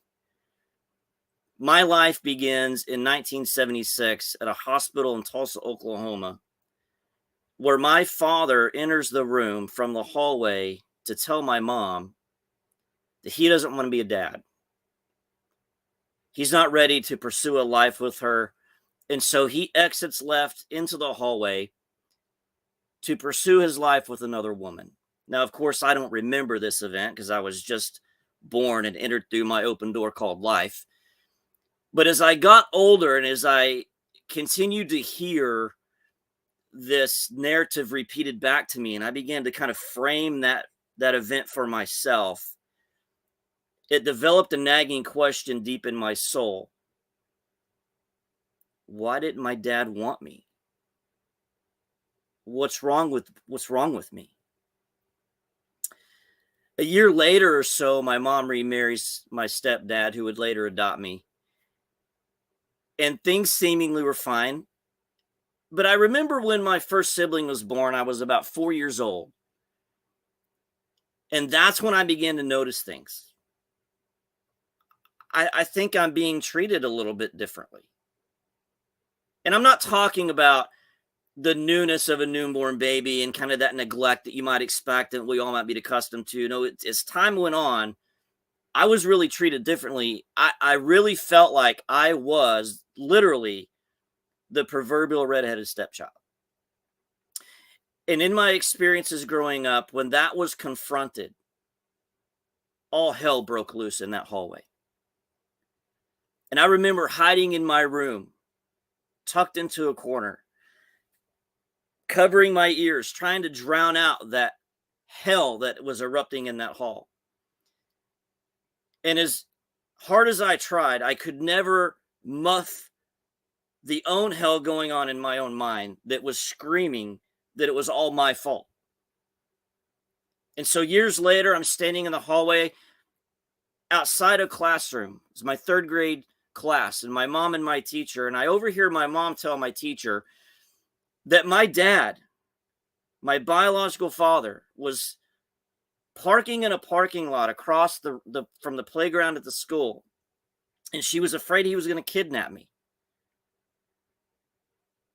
And those words they just sunk deep down into my soul. And every day after that at recess, I would run to that fence. And I gripped that chain link fence so hard, my knuckles turned white. And I would scan every car, looking for a man. And I didn't know what he looked like. All these questions running through my head. Is that my dad? What does he look like? Does he want me now? And never met him.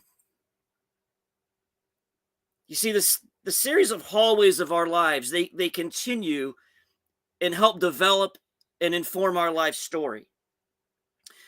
And I bet most of you have heard the expression, when one door closes, another door opens. And that phrase has inspired many people, but I think it's easy to overlook the in-between. And that's the hallway. Because you see, in my experience, my open doors are usually across the hall. And that journey across the hall, I encounter hell. That's where I run into my bullies. And I'm afraid. The hall is hard. But I think we take it for granted. And for me, I wanted to get rid of the hall. I remember that 5 minutes between class times, going from class to class in high school, I dreaded that 5 minutes. I never knew what was going to happen. Is today the day that I'm going to get jumped by my bully? Is something going to happen? Am I going to be at the wrong place at the wrong time? I dreaded the 5 minutes in the hallway. And sometimes we just want to eliminate that part out of our life. But those moments, those are the moments that prepare us. I think what's worse is sometimes we decide it's just too hard. And we choose to live our life in the hallway. And we forfeit the reward of our open door. I want to ask you a question this morning. Are you living in your own hallway? Think about that for a minute. Have you given up and pitched your tent? Have you resounded that this is as good as it's ever going to get? And said, I'm just going to slide through life. I'm not going to decide my life anymore. I don't think that's you. Because you're here. You're here because there's a voice inside of you that knows better. So I want to invite you this morning into a conversation with that part of you.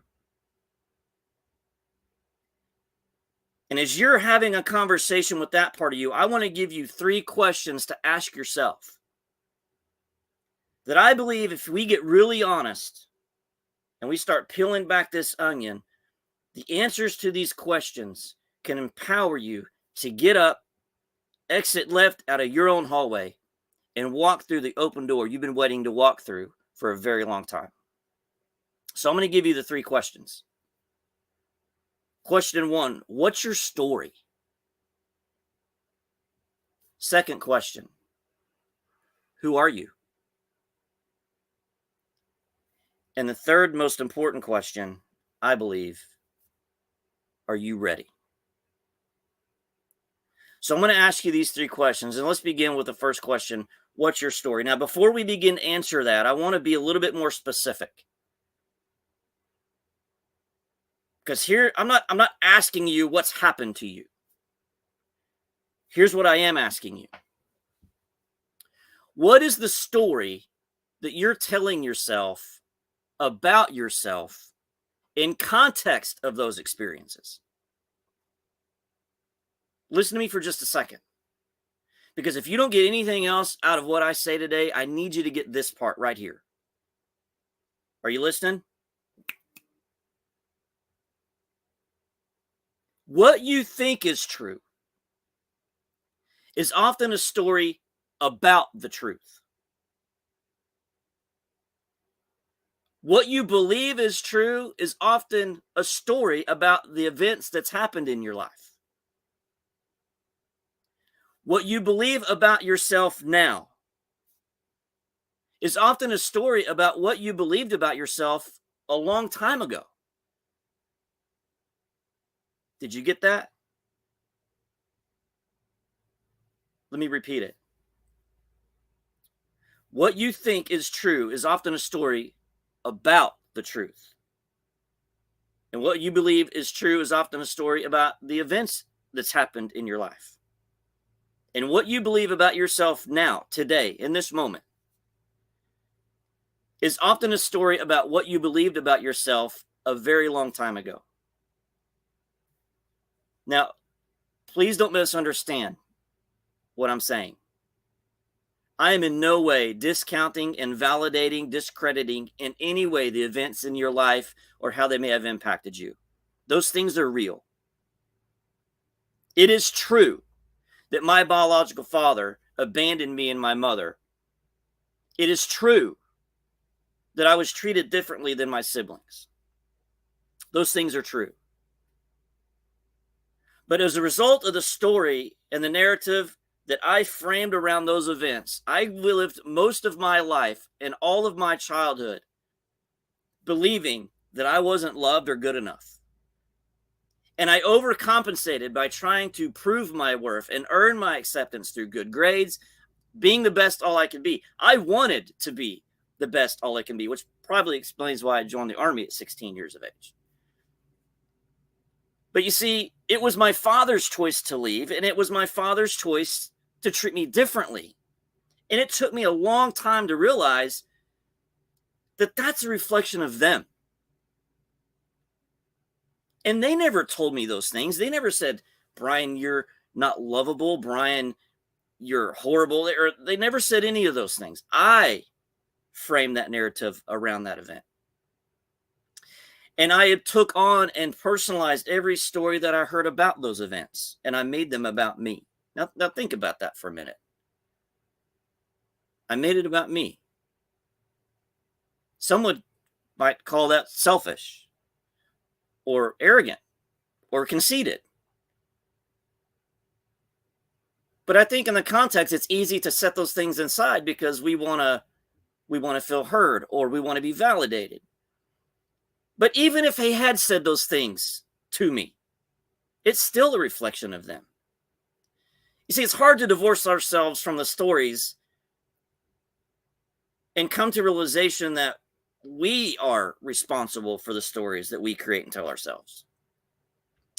It reminds me, there's a story of a Chinese farmer. It says, once upon a time, a farmer, his horse ran away. And so one evening, all the neighbors came by and like, oh, dude, that sucks. Your horse ran away. And the farmer was like, maybe. And so the next day, the horse came back, and with it was 7 wild horses. And all the neighbors came around and was like, oh, my God, you're so lucky. Now you've got 8 horses. And the farmer was like, yeah, maybe. And then the next day, his son was out trying to break one of the wild horses, and the horse bucked and threw him off, and the son broke his leg. And so all the neighbors came around like, "Oh my God, how terrible! This is so awful. Your son broke his leg." And the farmer's, maybe. And the next day, war broke out in the land. So the military comes in. They're drafting young men for the army, and they refused the farmer's son because he had a broken leg. And the neighbors were, "Oh, I can't believe it. What's such a great turn of events. Your son is spared. He's going to be alive. He's going to live." And the farmer's like, "Oh, well, yeah, maybe." You see, the point is that the events in our life is just an integrated process of immense complexity. Because it's really impossible to tell that anything that happens in our life, whether it's good or bad, because we never really know what the ultimate consequences are, good or bad. I mean, I could tell you things in my life that I thought were going to be great for me turn out that they were really bad for me, and vice versa. So I've proven that I'm not a good judge of the events in my life. And I've had to learn to rewrite the narrative and the story that I placed on those events.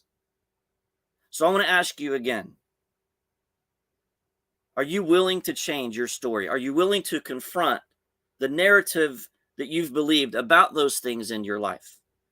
I'm not asking you to pretend they didn't happen. I'm asking you for just a moment to create a little bit of space and challenge if the story you're telling yourself about those events are true. And if you are, then my assessment and guess is that once you get through that process, you're going to find yourself asking a most difficult question. At least it was for me. And that's our second question. And that is, who are you? Because that was a tough question for me. I mean, I was living in the hallway of my performance. I had identified myself with all my achievements. I had the Midas touch. It seemed everything I touched turned to gold. My ego was inflated. And then one day, after a ruthless divorce in my early 20s, my orders for Iraq got deterred to a county jail. My life changed forever. An accusation was made against me, a story created around that. And in an instant, I went from a perceived hero to zero. My identity changed from a decorated soldier to a deflated, despised inmate. And for the first time, I was stripped of everything. My ego was shot. I didn't know who I was. And even though I knew the truth about the event, I struggled and could not seem to shake and let go of the story in my own head, because my story was predicated and founded on in the opinions of everyone else around me. It took me years to divorce myself of the identity from the events and my life experiences and everyone else's opinion of it. As an adult, I'm wrestling trying to answer this question, who am I? Brian, who are you? I'm speechless. Listen, let me ask you this. If you had no memory of all the events in your life, and you couldn't recall anyone else's opinion of you, consider it functional amnesia. And you were stripped of all your successes, your failures, your status, your possessions, positions, everything that has helped create the story in which has defined you. Stripped of all those things, who would you be? What would you do? Where would you live? What kind of friends would you have? What would you believe? What motivates you? Are you willing to take off the mask and be seen for who you truly are? This was hard for me to do. My mask was familiar. I had a collection of them. They served me well until they didn't. But that's the problem, isn't it? They served me. It was comfortable. The problem is, it's temporary. And even more than that, my mask got all the accolades and the acceptance and the love, and I got nothing. And I found myself in a very lonely hallway trying to figure out, who am I? It takes courage to take off that mask. It's vulnerable. It's scary. But you see, that's the paradox that we're going to find ourselves in. It's surrender to win. It's waving the white flag to win the war. It's letting go of who you think you are to become the person that you truly are. And only when we stop fighting the very thing that we desire, only then do we begin to experience it. And if you're willing to do that, then that leads us to our final question, and that is, are you ready? Because this is where the rubber meets the road. I've met so many people along this journey that get to this point. Sadly, they're just not willing to change. I get it. If it were easy, everybody would do this, right? It's not for the faint-hearted. It can be painful to look deep inside yourself and sort through all the rubbish to gain a clear perspective of the present. But I promise you, a clear, healthy perspective of now will better inform your future and empower you toward it. But like I said, it's painful. But so is doing the work to change. So either way, it's going to be uncomfortable, my friends. It is. It absolutely is. You know, change is hard.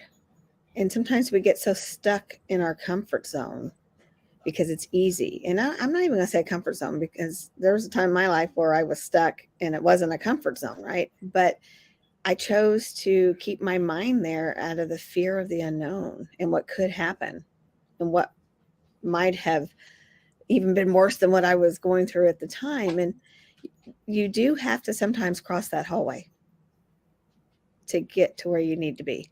So I absolutely love the analogy of that. Yes. Yeah. You know, I'm reminded when I was going through cancer, and Bryn, you may run into this too. People say they want to change, but really what they want is they want to commiserate about their pain. Mm-hmm. They just want to talk about it. And I remember when I was going through chemotherapy and fighting for my life with cancer, you know, I would see cancer patients and I would overhear conversations. And here's what I observed. They got a lot of attention. And I did too, right? I mean, when your life is on the line and your loved ones think you might be gone, I mean, obviously that stirs conversations you would never, ever have previously, right? But I began to wonder if some of these people even wanted to be healed. Because to be healed would mean letting go of the attention that they were getting. And so sometimes I think the reward, the perceived reward of our suffering is greater than the reward of the change. And so we just choose to settle because that's what's familiar. And so that is settle with friends. We settle with who we choose our partners to be, because we feel that we're not worth more. Yeah. Yeah. So well, I was going to say, are we more addicted to the attention, or are we more addicted to the healing? Mm.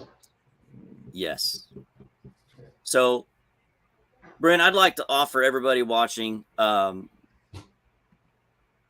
just an expression of my gratitude for just taking the courage to listen and be on the call, to be connected with BTBY, becoming the best you, and really pursuing. Some people on here, they might even know what step to take, but they're in the right place, aren't they? I want to offer a free passion assessment, a top 5 passion assessment, and a free 15-minute debrief with me to continue this conversation and to help kind of reposition their compass. And if people want to reach out, I want to make myself available. You guys can reach me at Brian. That's Brian with a Y, Bryan, Brian at thestairwell.org. I think, Bryn, you'll put my contact info in the comments or the chat, as well as the link and the link for the free assessment. Please, please, please contact me and take that. I'd be more than happy to meet with you and walk you through that process. Yep, that sounds amazing. Thank you so much for joining us, Brian. And we're going to see you in St. Louis. You're going to do a lunch. You are. I'm so excited. You're going to touch a little bit more about that in your lunch and learn that you're doing? I am. We're going to go a bit deeper in that. Yeah. That's amazing. So you get to see him in person if you want to come on over to the event.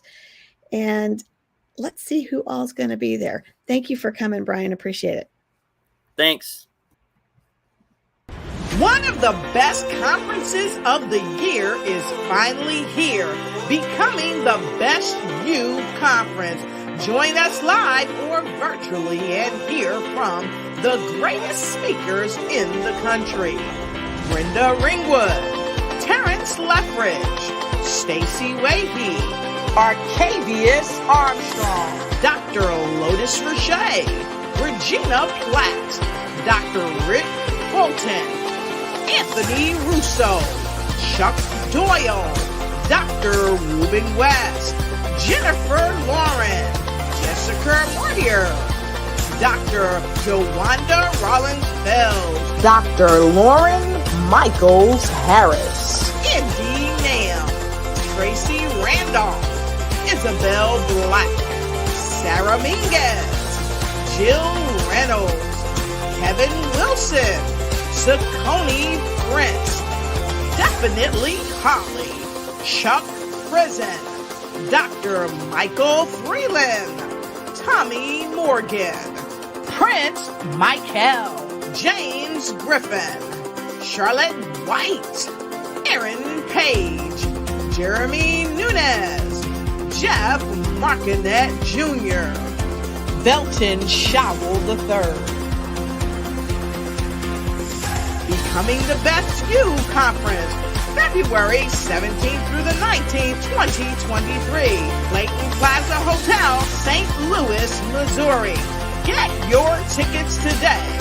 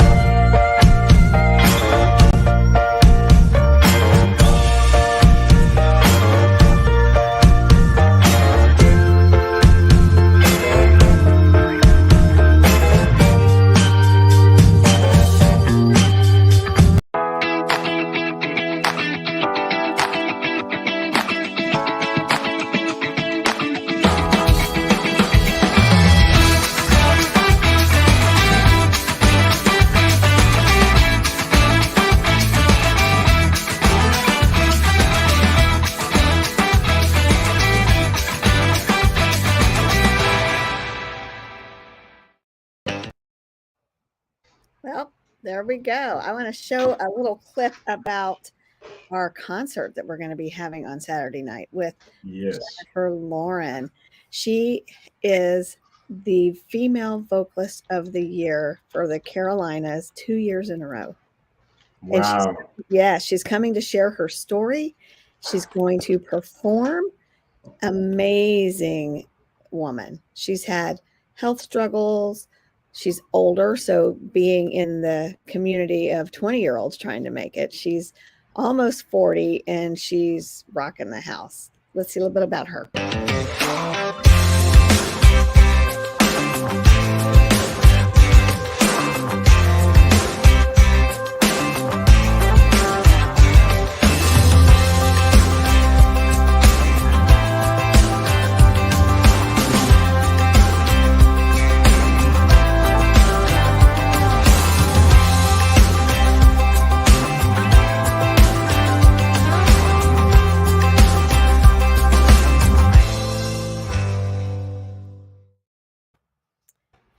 And there you have it. I can't wait to hear her.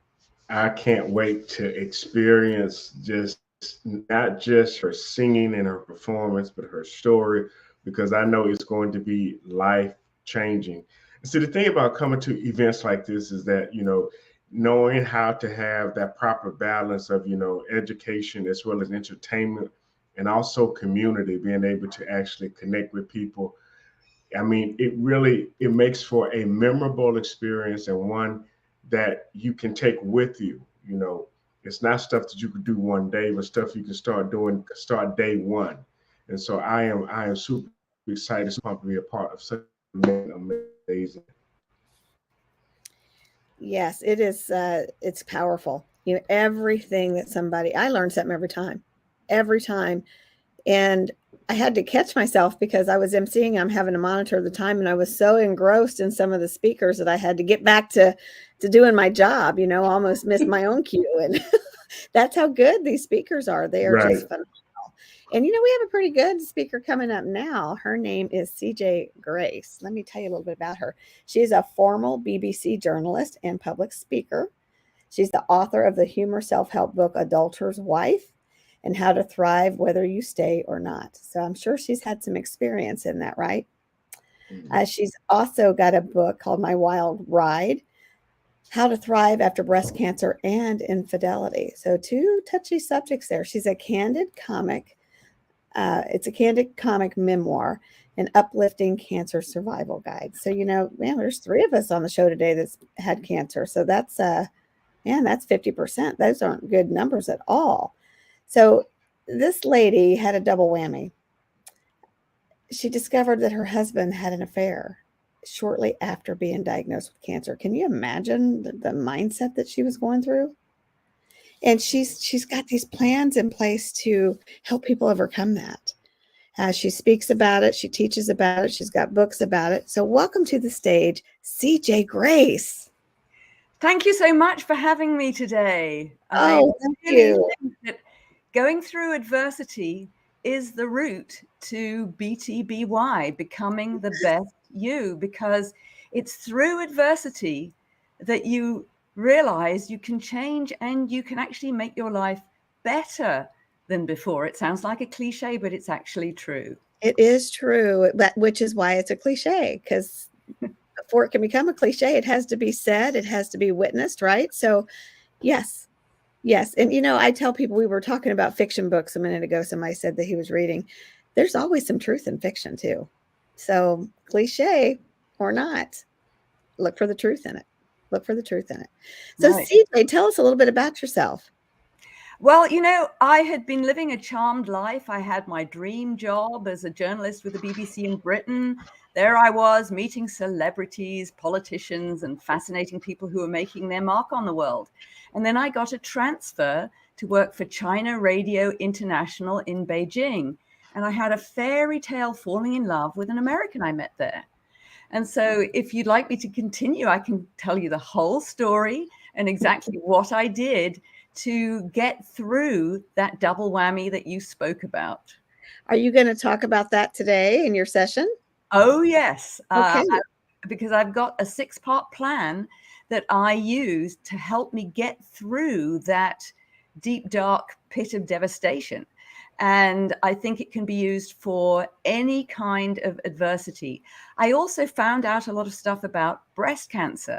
And some of the things that I found out, I think, could be useful to the 1 in 8 women in America and actually also in the UK, where I come from, who are diagnosed with breast cancer in their lifetime. It's a massive epidemic. It is, and it just is. So I have to ask you a question before we turn it over to you. So you've got this accent, you explained where you're from, but you don't live there anymore. So it's bright and early where you are. Where are you at? I'm fortunate enough to be streaming live from Hawaii.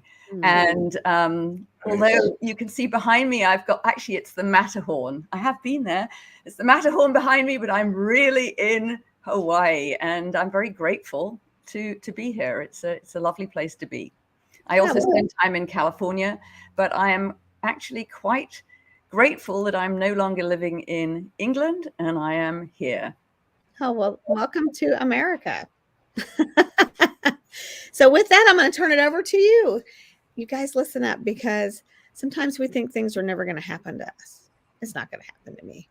But let me tell you, things do happen, and they will happen to you. So listen up to what she's got to say. So I thought I was having the perfect life. And there I was in love with this American guy working for China Radio International in Beijing. I just transferred there from having had my dream job as a journalist with the BBC in Britain. And fast forward to our 25th wedding anniversary. Well, that was the best one ever, spent in Hawaii. And little did I know that just 2 years later, both my marriage and my health would be in tatters. My husband was openly carrying on an affair with a woman half his age whom he refused to give up. And then I got breast cancer. And it was a double whammy that left me reeling. So my humorous self-help book, Adulterer's Wife, How to Thrive Whether You Stay or Not, was inspired by dealing with the emotional roller coaster that infidelity put me on. My staunch belief that the best revenge is to actually get past the need for revenge was the mantra of that book. And I didn't really think I had another book in me, but getting cancer was the trigger for me to begin writing another one, My Wild Ride, How to Thrive After Cancer and Infidelity. That's My Wild Ride, How to Thrive After Breast Cancer and Infidelity. So when I called him out about that infidelity, my husband offered me a part-time wife position. Seriously, he did. I'm perfectly capable of loving 2 women at once, he declared. I'd be happy spending 2 or 3 days a week with her and the rest of the week with you. You know, I actually considered that proposal for several months, trying to get my head around it. Then I was diagnosed with breast cancer, and it was for the second time. I carried the dreaded BRCA gene, the BRCA gene, that Angelina Jolie had believed could be a death sentence. While I was going through chemotherapy, my husband was in Europe with his girlfriend. It was obvious I'd never be able to stomach a part-time husband. I had to let him go. Yet for my peace of mind, for my health, I needed to forgive both him and his girlfriend, because hanging on to that resentment was draining my energy. The last thing I needed undergoing cancer treatment. I wasn't going to let my husband treat me like a doormat anymore, but I needed to truly forgive him to break the emotional hold that he had on me. When we discover our partner's been cheating on us, it's so easy to fall into the trap of playing the blame game and plotting vengeance. Revenge is the opposite of forgiveness. Forgiveness allows us to move on and reclaim joy in our lives. And as I said, the best revenge is to get past the need for it. And I'm going to explain exactly why. I heard about a contractor who was so angry about his wife's infidelity that he filled her car with cement. Everybody laughs when I tell them that story. Quite impressive. Fill your cheating partner's car with cement. But where does a couple go from there? Definitely not reconciliation, and most likely an expensive, acrimonious divorce. After all, 1 minute, a partner is the love of your life. And then when you find out they've been cheating, they become an evil demon. But it's the same person, someone whom in the past you may have had a good life with, and you may have had children together. Rather than vilifying my husband, I tried to remember that he was the same flawed human being all along, with good points that originally drew me to him in the first place, and bad points that made me now want to consider leaving the marriage. Revenge is toxic. I knew it would be counterproductive for me to get stuck in that kind of negativity. Instead, I wanted to spend my life energy working on the best way to move forward so that I could thrive whether I chose to stay or go. My aim was to become a more complete, creative, and joyful person, with or without a partner. Of course, I knew this wasn't going to be easy to do. We humans are emotional rather than purely rational beings. But after discovering my partner's infidelity, making spur-of-the-moment decisions based on my feelings wasn't a wise idea. I tried to wait till I'd calmed down somewhat and felt more on an even keel. Whatever choices and actions I considered doing, I tried to remember to first stop, take a breath, and ask myself, is this serving my own long-term best interests? Nevertheless, I can't deny that finding out the man I'd believed to be my soulmate and partner for life was in love with someone else dropped me into a deep, dark pit of devastation. I'm not a marital guidance counselor or a psychotherapist, but nevertheless, I found myself developing a 6-part program to help me get off that emotional roller coaster and stop feeling like hell. It incorporated some of the advice I received from good friends who did work in the counseling field. I've used my program to get through both infidelity and breast cancer, and it can help people cope with the emotional impact of almost any kind of adversity.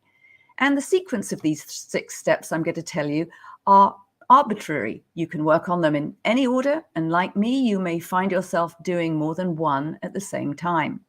So here are the 6 steps. Number 1, find confidants and mentors. You need confidants and mentors with your best interests at heart. They could be friends or paid counselors.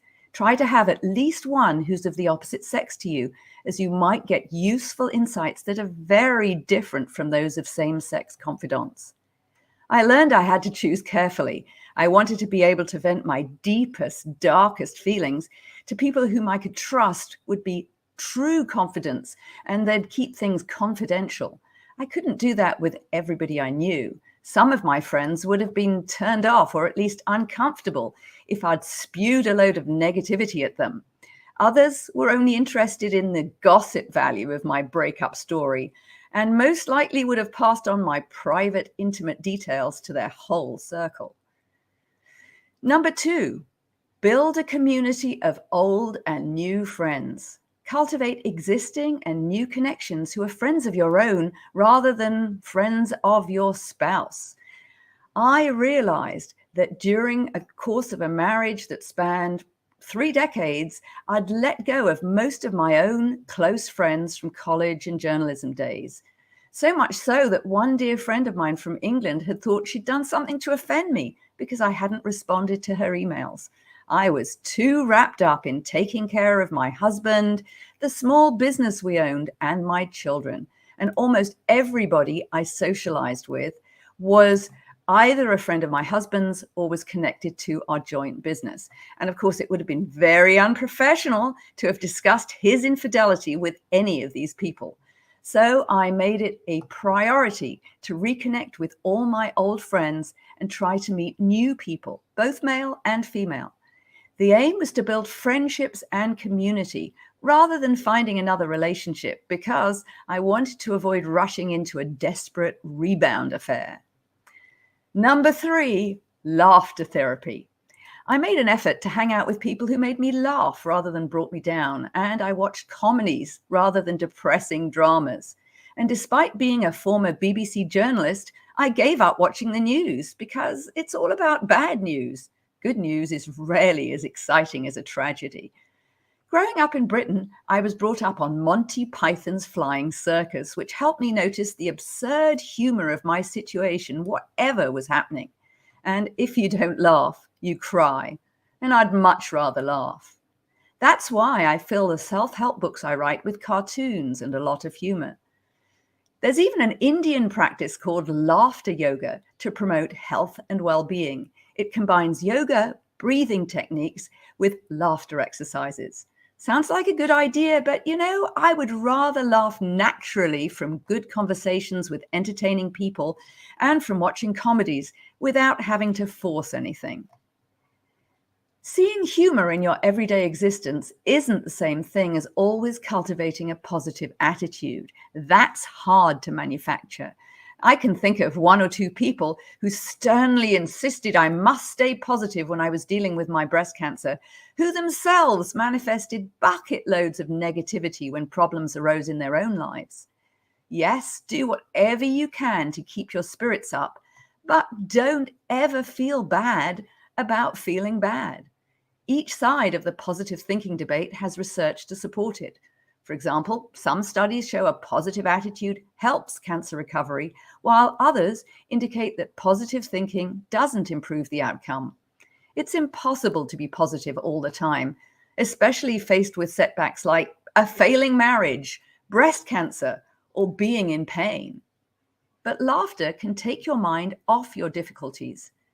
American political journalist Norman Cousins was immobile and in extreme pain from a condition called ankylosing spondylitis that doctors thought he would never recover from. He watched stuff like Marx Brothers films and Candid Camera and discovered that just 10 minutes of induced hearty laughter would give him about 2 hours of painless sleep. Eventually, he became almost completely pain-free. Number 4 in my 6-part plan, love your body and become beautiful. Here, I don't mean that I try to turn myself into a stunning supermodel. Sadly, that would be an impossible task. I'm talking more about developing internal beauty by getting enough sleep, eating well, and exercise to get healthier and banish the blues. The standard cliche in movies of a woman who, there she is, she's just been dumped by her man and she's totally depressed, lying in bed all day, watching TV and eating ice cream from the carton. You know, that's probably the worst thing you can do to stop feeling like hell. I found outdoor exercise, especially with friends, to be a very effective antidepressant. I was staunchly opposed to taking medications for that, even though I have to tell you, when I was going through cancer, the doctors were very keen to offer me antidepressants and sleeping pills. No, thank you. One friend of mine was suffering from such a bout of crippling sadness that she could barely get out of bed in the morning. I persuaded her to force herself to get up first thing and start her day spending just 15 minutes walking in nature in a local park. She told me that adding this simple routine to her life dramatically boosted her mood. Number 5, find your passion. Work out what you're passionate about and become more of a hedonist. And when I use the word hedonist, I'm not advocating irresponsible behavior that won't serve you in the long run or a sex and drugs and rock and roll type lifestyle. Instead, it's about making time to do things you enjoy rather than constantly keeping your nose to the grindstone. Think about what activities make your heart sing. Your passion could be art, a musical instrument, writing a book, or volunteering for a cause that you really believe in. If you've always wanted to play the saxophone in a band, I'm not recommending you should drop your day job to try to make a living as a musician, but that you should carve out some free time to at least develop playing the instrument as a hobby. Women in particular tend to put a lot of focus on serving their families and make little time for themselves. Despite the rise of feminism, it's still a common story that working wives come home at the end of the day to cook dinner, clean up, and take care of the children while their husbands relax in front of the TV. When we were married, my ex, he worked hard at his job, but never involved himself in domestic chores or child-rearing duties. After I discovered his latest affair, I came to realize that I'd sublimated my entire personality into serving his needs at the expense of mine. I needed to focus on finding my passion and engaging in activities that brought me joy. For me, that was writing, and I combined my background as a journalist with my love of absurd humor, and my first book, Adulterer's Wife: How to Thrive Whether You Stay or Not, was born. Number 6, the last point, develop mindfulness. The past is gone and the future doesn't exist. Now is all there is. So I worked at trying to live in the present and become more mindful, fully engaged in what I was doing right now. This was probably the most difficult of all the steps for me, and it's still a work in progress. Although no specific religious belief is necessary, a meditation practice and or some kind of spiritual faith can be extremely helpful to work towards achieving true mindfulness. Infidelity and adversity and all kinds of problems, all kinds of setbacks, those can create a lot of soul searching, making us yearn to discover that there's more to life than what we've experienced up to the present moment. And one benefit of dealing with life setbacks is that they can act as a catalyst to propel us further in our spiritual development.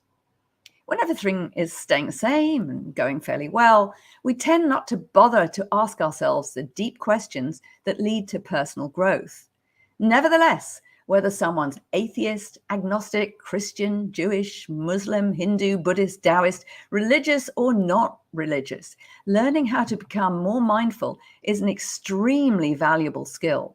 Even without having to deal with adversity such as infidelity or cancer, It's very easy to spend our lives churning over the past, wishing we'd done certain things differently and or worrying about the future, rather than being aware of what is right in front of our nose in the present. In effect, we're on autopilot, missing out on enjoying the beauty of the natural surroundings we may be in, or the pleasant company we may be with, just because our minds are elsewhere. Rather than being fully alive, we're merely existing. The more mindful we are, the more fulfilled and contented our lives become. I describe this 6-part program in more detail in my comic self-help book, Adulterer's Wife, How to Thrive Whether You Stay or Not. And I've also put together a free mini ebook called Overcoming Infidelity, Tools to Tame the Roller Coaster of Negative Emotions. It can be downloaded by visiting cjauthor.com. That's cjauthor.com, where you can also find various free resources to help cope with infidelity and cancer. I include a wonderful mindfulness exercise using chocolate, and that one really resonates with me because I'm a lifelong chocoholic. The only thing you need to do it is a wrapped piece of chocolate, which is something I always have on hand. I can't take the credit for inventing the exercise. It's been used in elementary schools in Britain to teach children how to be more mindful. And if kids can do the exercise, so can we adults. So when I was dealing with cancer on top of infidelity, doing that 6-part plan was even more vital for me to retain my sanity. I've already explained that my infidelity mantra was the best revenge is to get past the need for it. Well, my cancer mantra was information is power. Many cancer memoirs are dedicated to staunchly supportive spouses, but not the one I've written about my own experiences, My Wild Ride, How to Thrive After Breast Cancer and Infidelity. If you have breast cancer and your husband doesn't know how to cope, or worse, is unfaithful, he can be more of a millstone than a rock. The more I talked with other breast cancer patients, the more I heard that even a loving and well-meaning husband might have great difficulty dealing with their partner's illness. I knew I couldn't rely on my spouse, and I had to be my own advocate. So I embraced my inner anal BBC journalist and researched my treatment options to the nth degree, which also gave me a lot of material for my book. It's got a lot of comedy in it, but also has an extremely extensive bibliography referencing almost 70 books and over 100 articles and studies. Since I'd had breast cancer twice, once on each side, as well as having the BRCA2 gene, I have to admit that several of my friends, relatives, and probably my surgeon too, thought I was completely nuts to refuse mastectomies. But breast implant illness is very real. Even the FDA, not the speediest of organizations to deal with risky products, has issued warnings about implant safety. Nicole Deruda's Facebook support group, Breast Implant Illness and Healing, to date has over 175,000 members. That's despite a study published in the Aesthetic Journal in September 2022, claiming a major reason women complain about breast implant illness is, wait for it, they're neurotic. Seriously, that study is so bad that it's good in a Monty Python kind of way. As a humorist writer, it was a gift for me and inspired a blog on my cjauthor.com website with the title, Breast Implant Illness, It's All in Your Head, You Neurotic Woman. So go on my website and read that blog. Breast Implant Illness, It's All in Your Head, You Neurotic Woman. Some women are actually choosing to avoid reconstruction surgery altogether and go flat after mastectomies rather than having implants. So, given my own particular circumstances, was I right to go for lumpectomies rather than mastectomies? Whatever the answer is to that question, I still don't regret deciding to hang on to my breasts. Let's hope my tombstone won't read, "Here lies C.J. Grace for refusing to lop off her boobs." When Angelina Jolie's BRCA gene story appeared in the press in 2013, I felt there should have been much more coverage of the ovarian cancer risks faced by those with BRCA gene mutations, rather than focusing only on breast cancer and prophylactic mastectomies. When my gene profile was discovered, I was advised to have my ovaries removed, but I wanted to wait till I'd gone through menopause to avoid being slammed into it artificially. Instead, I regularly had an ultrasound of my ovaries and the CA125 blood test. It's a test that measures a particular cancer antigen protein that's elevated in most ovarian cancer cases. But since there are several other conditions that can cause a high reading, it's only recommended for those with a high risk of ovarian cancer. So 2 years after my first breast cancer diagnosis, I went to a relative's wedding and got talking with an old friend of the family. She told me about 3 women she knew who'd recovered well from breast cancer, but some years later had all died from ovarian tumors. It was a wake-up call for me to get rid of my ovaries and fallopian tubes, and that operation for some strange reason is known as an oophorectomy.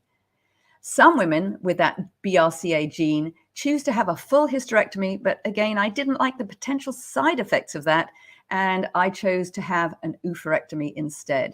I did it once I'd already reached menopause, and after the operation, I noticed little difference in how I felt. Angelina Jolie wasn't so lucky. In 2015, at the age of 39, a CA125 blood test showed anomalies that might indicate an ovarian tumor, so at that point, she had her ovaries removed. Her mother also had a defective BRCA1 gene and was diagnosed with breast cancer. However, it was an ovarian tumor that killed her. So I say again, it's important to look at the ovarian risk if you have the BRCA gene profile. Well, I never burned my bra in the 1960s or 70s, but after getting cancer for the second time, I threw away my bra. Why? Well, one of the many books I read about cancer had an unforgettable title. Here it is, Dressed to Kill, the link between breast cancer and bras. Quite an impressive title. It's written by medical anthropologist Sidney Ross Singer and his wife Soma Grismeyer. They wrote it in 1994 and revised it in 2018. They claim that the link between wearing a bra and breast cancer is stronger than that between smoking and lung cancer. That's a big deal, and they make a convincing case with their research. The authors don't deny that toxins in the modern environment play a major part in creating cancer in humans, but where do toxins collect? In fatty tissue in the body. And where do all we women have fatty tissue? In our breasts. Normally, waste products and toxins would be flushed out by the lymphatic system, but a bra compresses the breasts and the sides of the body near the armpits. The garment also constricts the shoulders where the straps tend to dig in and squeezes the area underneath the breast, particularly if you're wearing an underwire bra. All this compression, according to Singer and Grismeyer, blocks lymph flow so that those toxins stay in the breast, and that can lead to pain, cysts, and tumor growth. So from 1991 to 93, Singer and Grismeyer carried out the bra and breast cancer study, in which 4,730 women from 5 cities in the US were interviewed about their bra usage. Roughly half of the group had been diagnosed with breast cancer. Singer reports, this study concluded that bra-free women have about the same risk of breast cancer as men. While the tighter and longer the bra is worn, the higher the risk rises to 125 times higher for a 24/7 bra user compared to a bra-free woman. Singer and Grismeyer also did research in Fiji, where they say there was apparently no breast cancer at all till women began to wear Western clothing, particularly in the workplace. The Fijian women who began wearing brassieres were the ones who later were diagnosed with breast cancer. Well, if bras can cause cancer, the current practice of gender fluid young girls wearing breast binders are like bras on steroids, and I have grave concerns about the potential health risks of youngsters with developing breasts wearing those breast binders. As a 2-time breast cancer survivor, I wouldn't wish that disease on anybody. And I write more about this issue in a blog on my website entitled, Are Gender Affirming Practices Carcinogenic? So that's on the cjauthor.com website. Take a look at my blog, Are Gender Affirming Practices Carcinogenic? Some powerful stuff in there. A chance meeting with a woman who decades of experience in obstetric nursing and nurse social work, employed in those settings from the 1980s to the early 2000s, gave me insights into yet another problem stemming from the constriction of bras that I haven't seen written about anywhere. She found that young women who'd worn training bras while their breasts were developing tended to have inverted nipples, which made it very difficult for them to breastfeed their babies.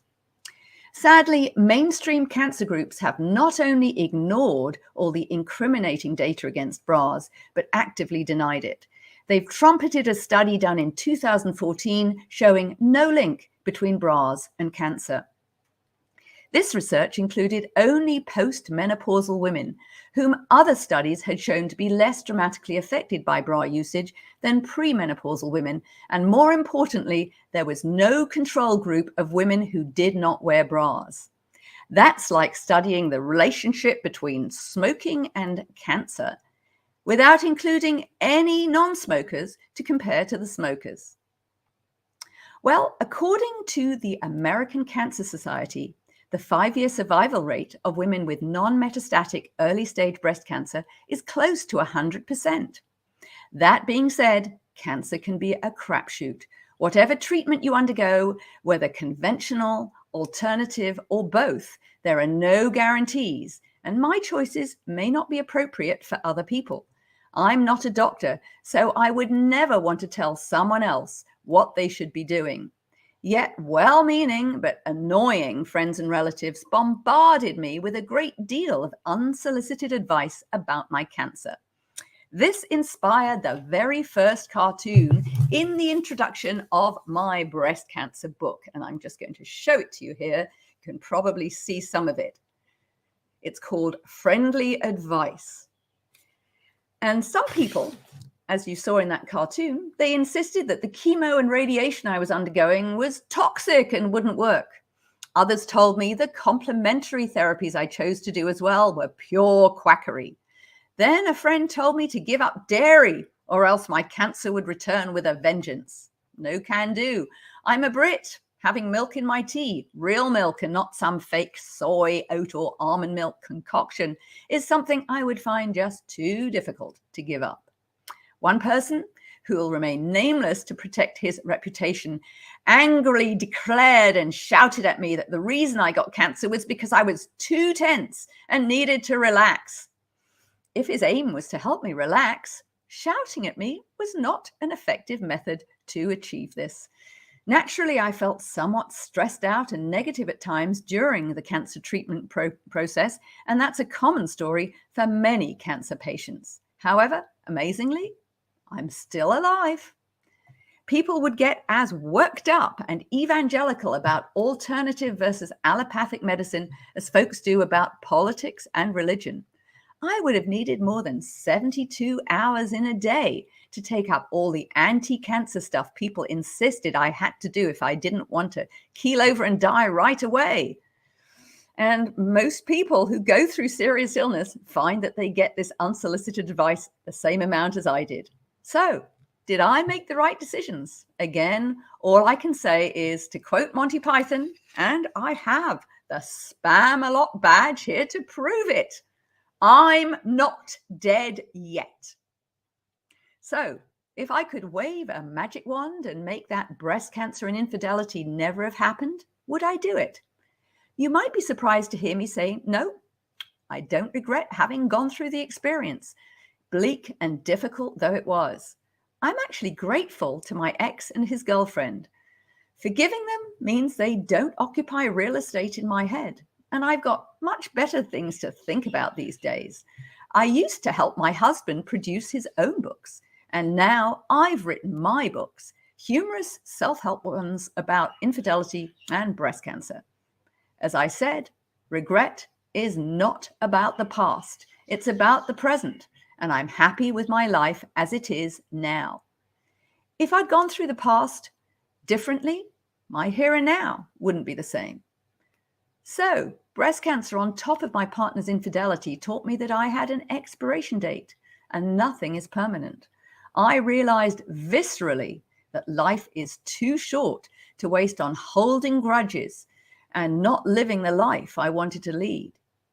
So many people put off doing what they really want to do till tomorrow, and tomorrow never comes.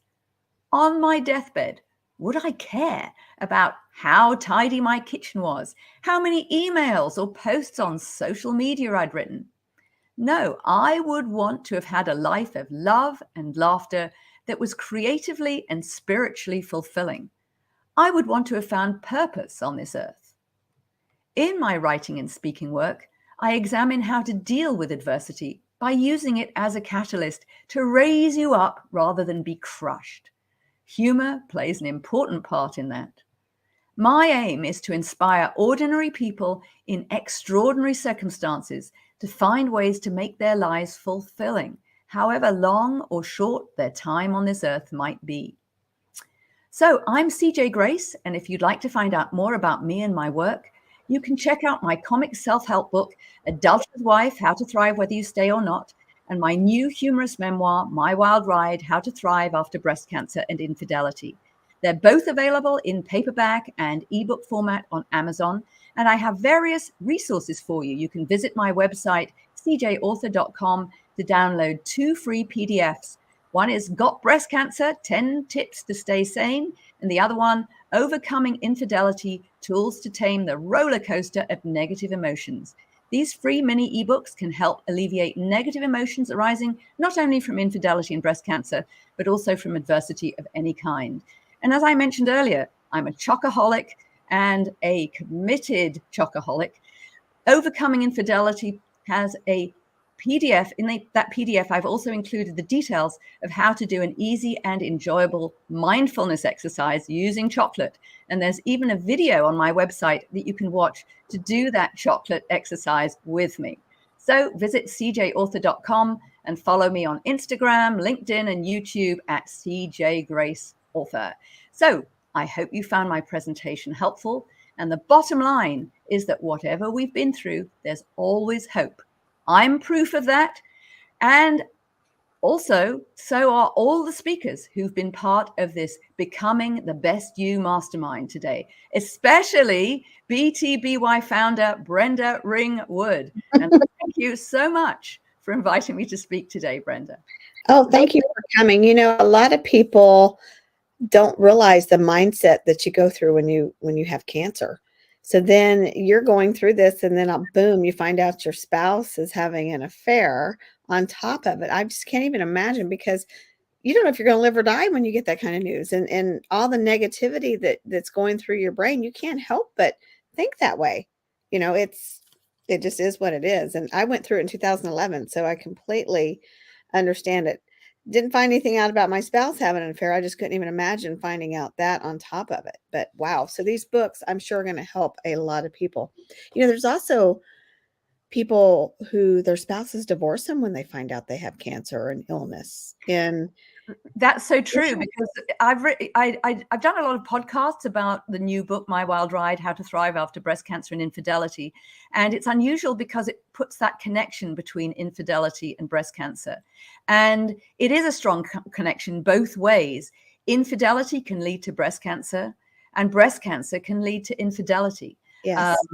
I remember talking to a former breast surgeon, and he said that he'd come across many cases where, you know, the women find their marriages collapse because it's too much for their husbands to handle.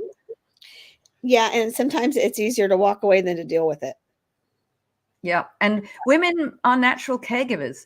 And there was a study by Michael Glantz that showed gender disparity in partner abandonment during serious illness. And it found, I think, that there was, in some circumstances, a 12 times greater likelihood for men to leave their sick wives than the other way around.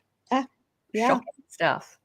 Yes. And you know, sometimes people equate it to, oh, they're selfish. They didn't really love you.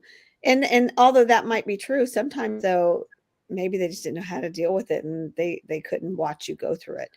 I don't know what the reasons are. I'm not excusing it at all, but I mean, I would stick by my spouse. My spouse stuck beside me So did the family, which is what we're supposed to do. It's supposed to be for better or for worse, but that's not always the case. Yeah, I mean that in sickness and in health vow, they are supposed to keep to it. Not always do they do that. Yeah, it is crazy, isn't it? Well, thank you so much, CJ, for joining us. I'm looking forward to meeting you. I'm going to be in Hawaii probably next year because a friend of mine is needing me to come over there for a little special occasion. So maybe we'll have to meet in person. That would be fabulous. Mhm. And you'll Absolutely. enjoy the weather. Oh, definitely. Right now we have snow on the ground where I'm at. So yeah. Yes. Well, thank you again, CJ. I greatly appreciate you coming. And you guys go on over to her website, grab a copy of those books. And even if you haven't went through anything on these books, I'm sure we know somebody that is or has that these books could benefit them too. So share it out. Thank you, CJ. Appreciate it. Thank you. Well, guys, I just want to tell you, I love our community. I love what we all stand for and the things that we do together to help others, to pull up our bootstraps and then help others get out of the muck. It's important. Each of these masterminds that we do and our virtuals, these speakers donate their time. They don't charge. They donate their time, their prep time, their delivery time because they care. They really want to see you change. They want to help you overcome the things that you're going through. And one of the things for me to overcome was my own self-value. I didn't think I was good enough or that I could do the things that I saw other people doing. And as Austin said, I needed to get out of my own way because I found out that I was, not only was I thrived at it because it was doing something that I loved. And if you're doing something that you love, you're enjoying it. And now it's not a job because a job means that you're working. It's physical labor. It's intense. Why it's called a job. Most people don't enjoy their jobs. They don't enjoy what they do, and they don't enjoy their circle.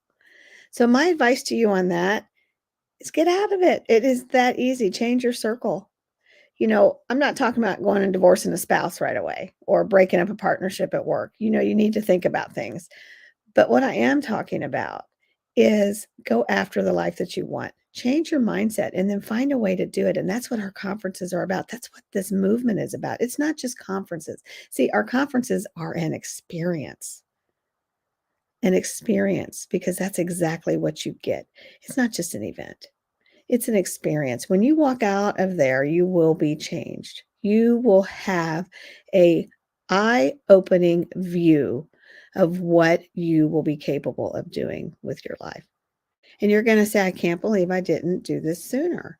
For $350, you can have 3 days of connecting, networking, coaching, speaking, learning, break shops, concerts, food, comedian show. It's all there. Chuck Doyle's even got something a little special for you that he's going to do. And I think Abdul Muhammad is too. He's got a little something he's going to perform. We have so many things at this event that there's something for everybody. But it's not about coming to a conference.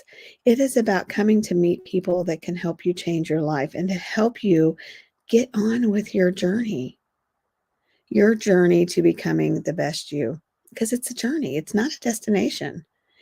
Each day that we strive to become better, you're going to see different people in your life. You're going to see better quality people in your life. You're going to see better job opportunities, better love opportunities is what I would say it. Because if you love what you do, it's not a job, right? But you're going to see your world change.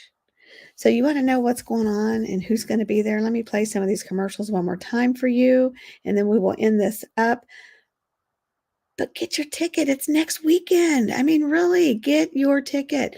It's going to come around to your area soon, but right now we're in St. Louis.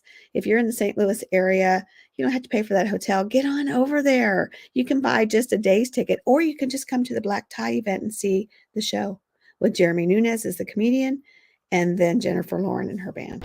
One of the best conferences of the year is finally here, becoming the Best You Conference. Join us live or virtually and hear from the greatest speakers in the country. Brenda Ringwood, Terrence Lethbridge, Stacey Wahey, Arcavius Armstrong, Dr. Lotus Roche, Regina Platt, Dr. Rick Bolton, Anthony Russo, Chuck Doyle, Dr. Ruben West, Jennifer Lauren, Jessica Mortier, Dr. Jawanda Rollins-Fells, Dr. Lauren Michaels Harris, Indy Nam, Tracy Randolph, Isabel Black, Sarah Minguez, Jill Reynolds, Kevin Wilson, Sakoni Prince, Definitely Holly, Chuck Prison, Dr. Michael Freeland, Tommy Morgan, Prince Michael, James Griffin, Charlotte White, Aaron Page, Jeremy Nunez, Jeff Markinet Jr., Belton Showell III. Becoming the Best You Conference, February 17th through the 19th, 2023. Clayton Plaza Hotel, St. Louis, Missouri. Get your tickets today.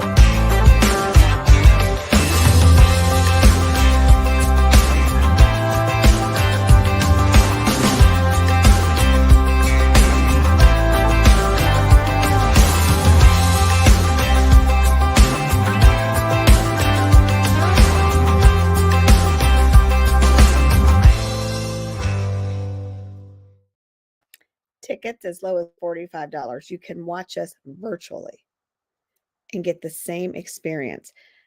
But I'm not going to say the same as in person. You get the same experience from the speakers on the stage, but you're going to miss out on that networking and talking with these speakers, finding some more help right there. It's all included. You're going to get some coaching sessions. We got breakouts. You know, we have 20 breakouts now, 20.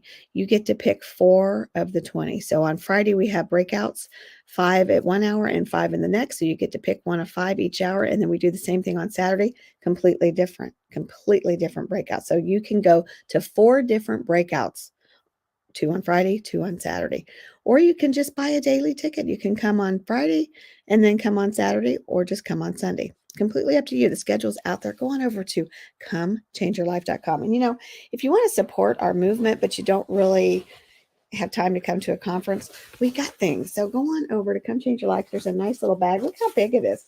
A little canvas shopping bag or whatever you want to do with it with our logo on it. Go on over and check it out. We have our t-shirts. We've got several different styles of t-shirts. We've got white, we've got black, we have gray, and they're wonderful. I've got mine on, got it on. $25. Go on over and check it out. It helps to support the movement. We have so many things in store for you. We have mugs. We have coaching. We can help you do a website. We can help you do your social marketing for your social media. Anything you need, we help you get out there. That's what we do. You're going to find that our prices are really good because we're helping you get to the next level. We're not charging you thousands of dollars to brand you. We're charging, most of our services are $2,000 and under, but primarily right around the $500 mark. Could you imagine getting a website for $500? This is what we use to fund this movement. This is why our tickets are so cheap, because we want to see you succeed. Let me show you one more time who's going to be there. Thanks for watching, guys. Have a wonderful rest of your weekend. Would love to see you in St. Louis. ComeChangeYourLife.com. One of the best conferences of the year is finally here, Becoming the Best You Conference. Join us live or virtually and hear from the greatest speakers in the country. Brenda Ringwood, Terrence Lethbridge, Stacy Wahey, Arcavius Armstrong, Dr. Lotus Roche, Regina Platt, Dr. Rick Bolton, Anthony Russo, Chuck Doyle, Dr. Ruben West, Jennifer Lauren, Jessica Mortier, Dr. Jawanda Rollins-Fells, Dr. Lauren Michaels Harris, Indy Nam, Tracy Randolph, Isabel Black, Sarah Minguez, Jill Reynolds, Kevin Wilson, Saccone Prince, Definitely Holly, Chuck Prison, Dr. Michael Freeland, Tommy Morgan, Prince Michael, James Griffin, Charlotte White, Aaron Page, Jeremy Nunez, Jeff Markinet Jr., Belton Showell III. Becoming the Best You Conference, February 17th through the 19th, 2023. Layton Plaza Hotel, St. Louis, Missouri. Get your tickets today.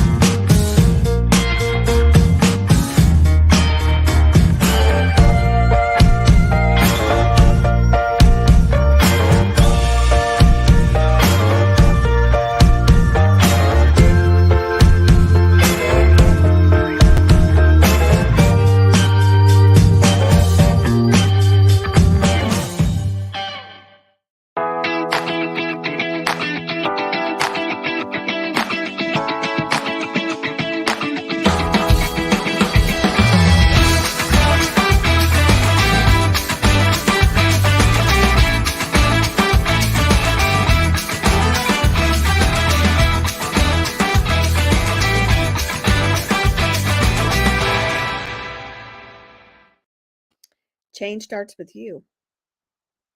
The only person that's going to change your situation is yourself. The only person that's going to change your relationship is yourself. It takes more than one person to be in a relationship. That is true. But how you respond and how you react and what you say and what you do can make a difference. So go on over to ComeChangeYourLife.com. Would love to see you there.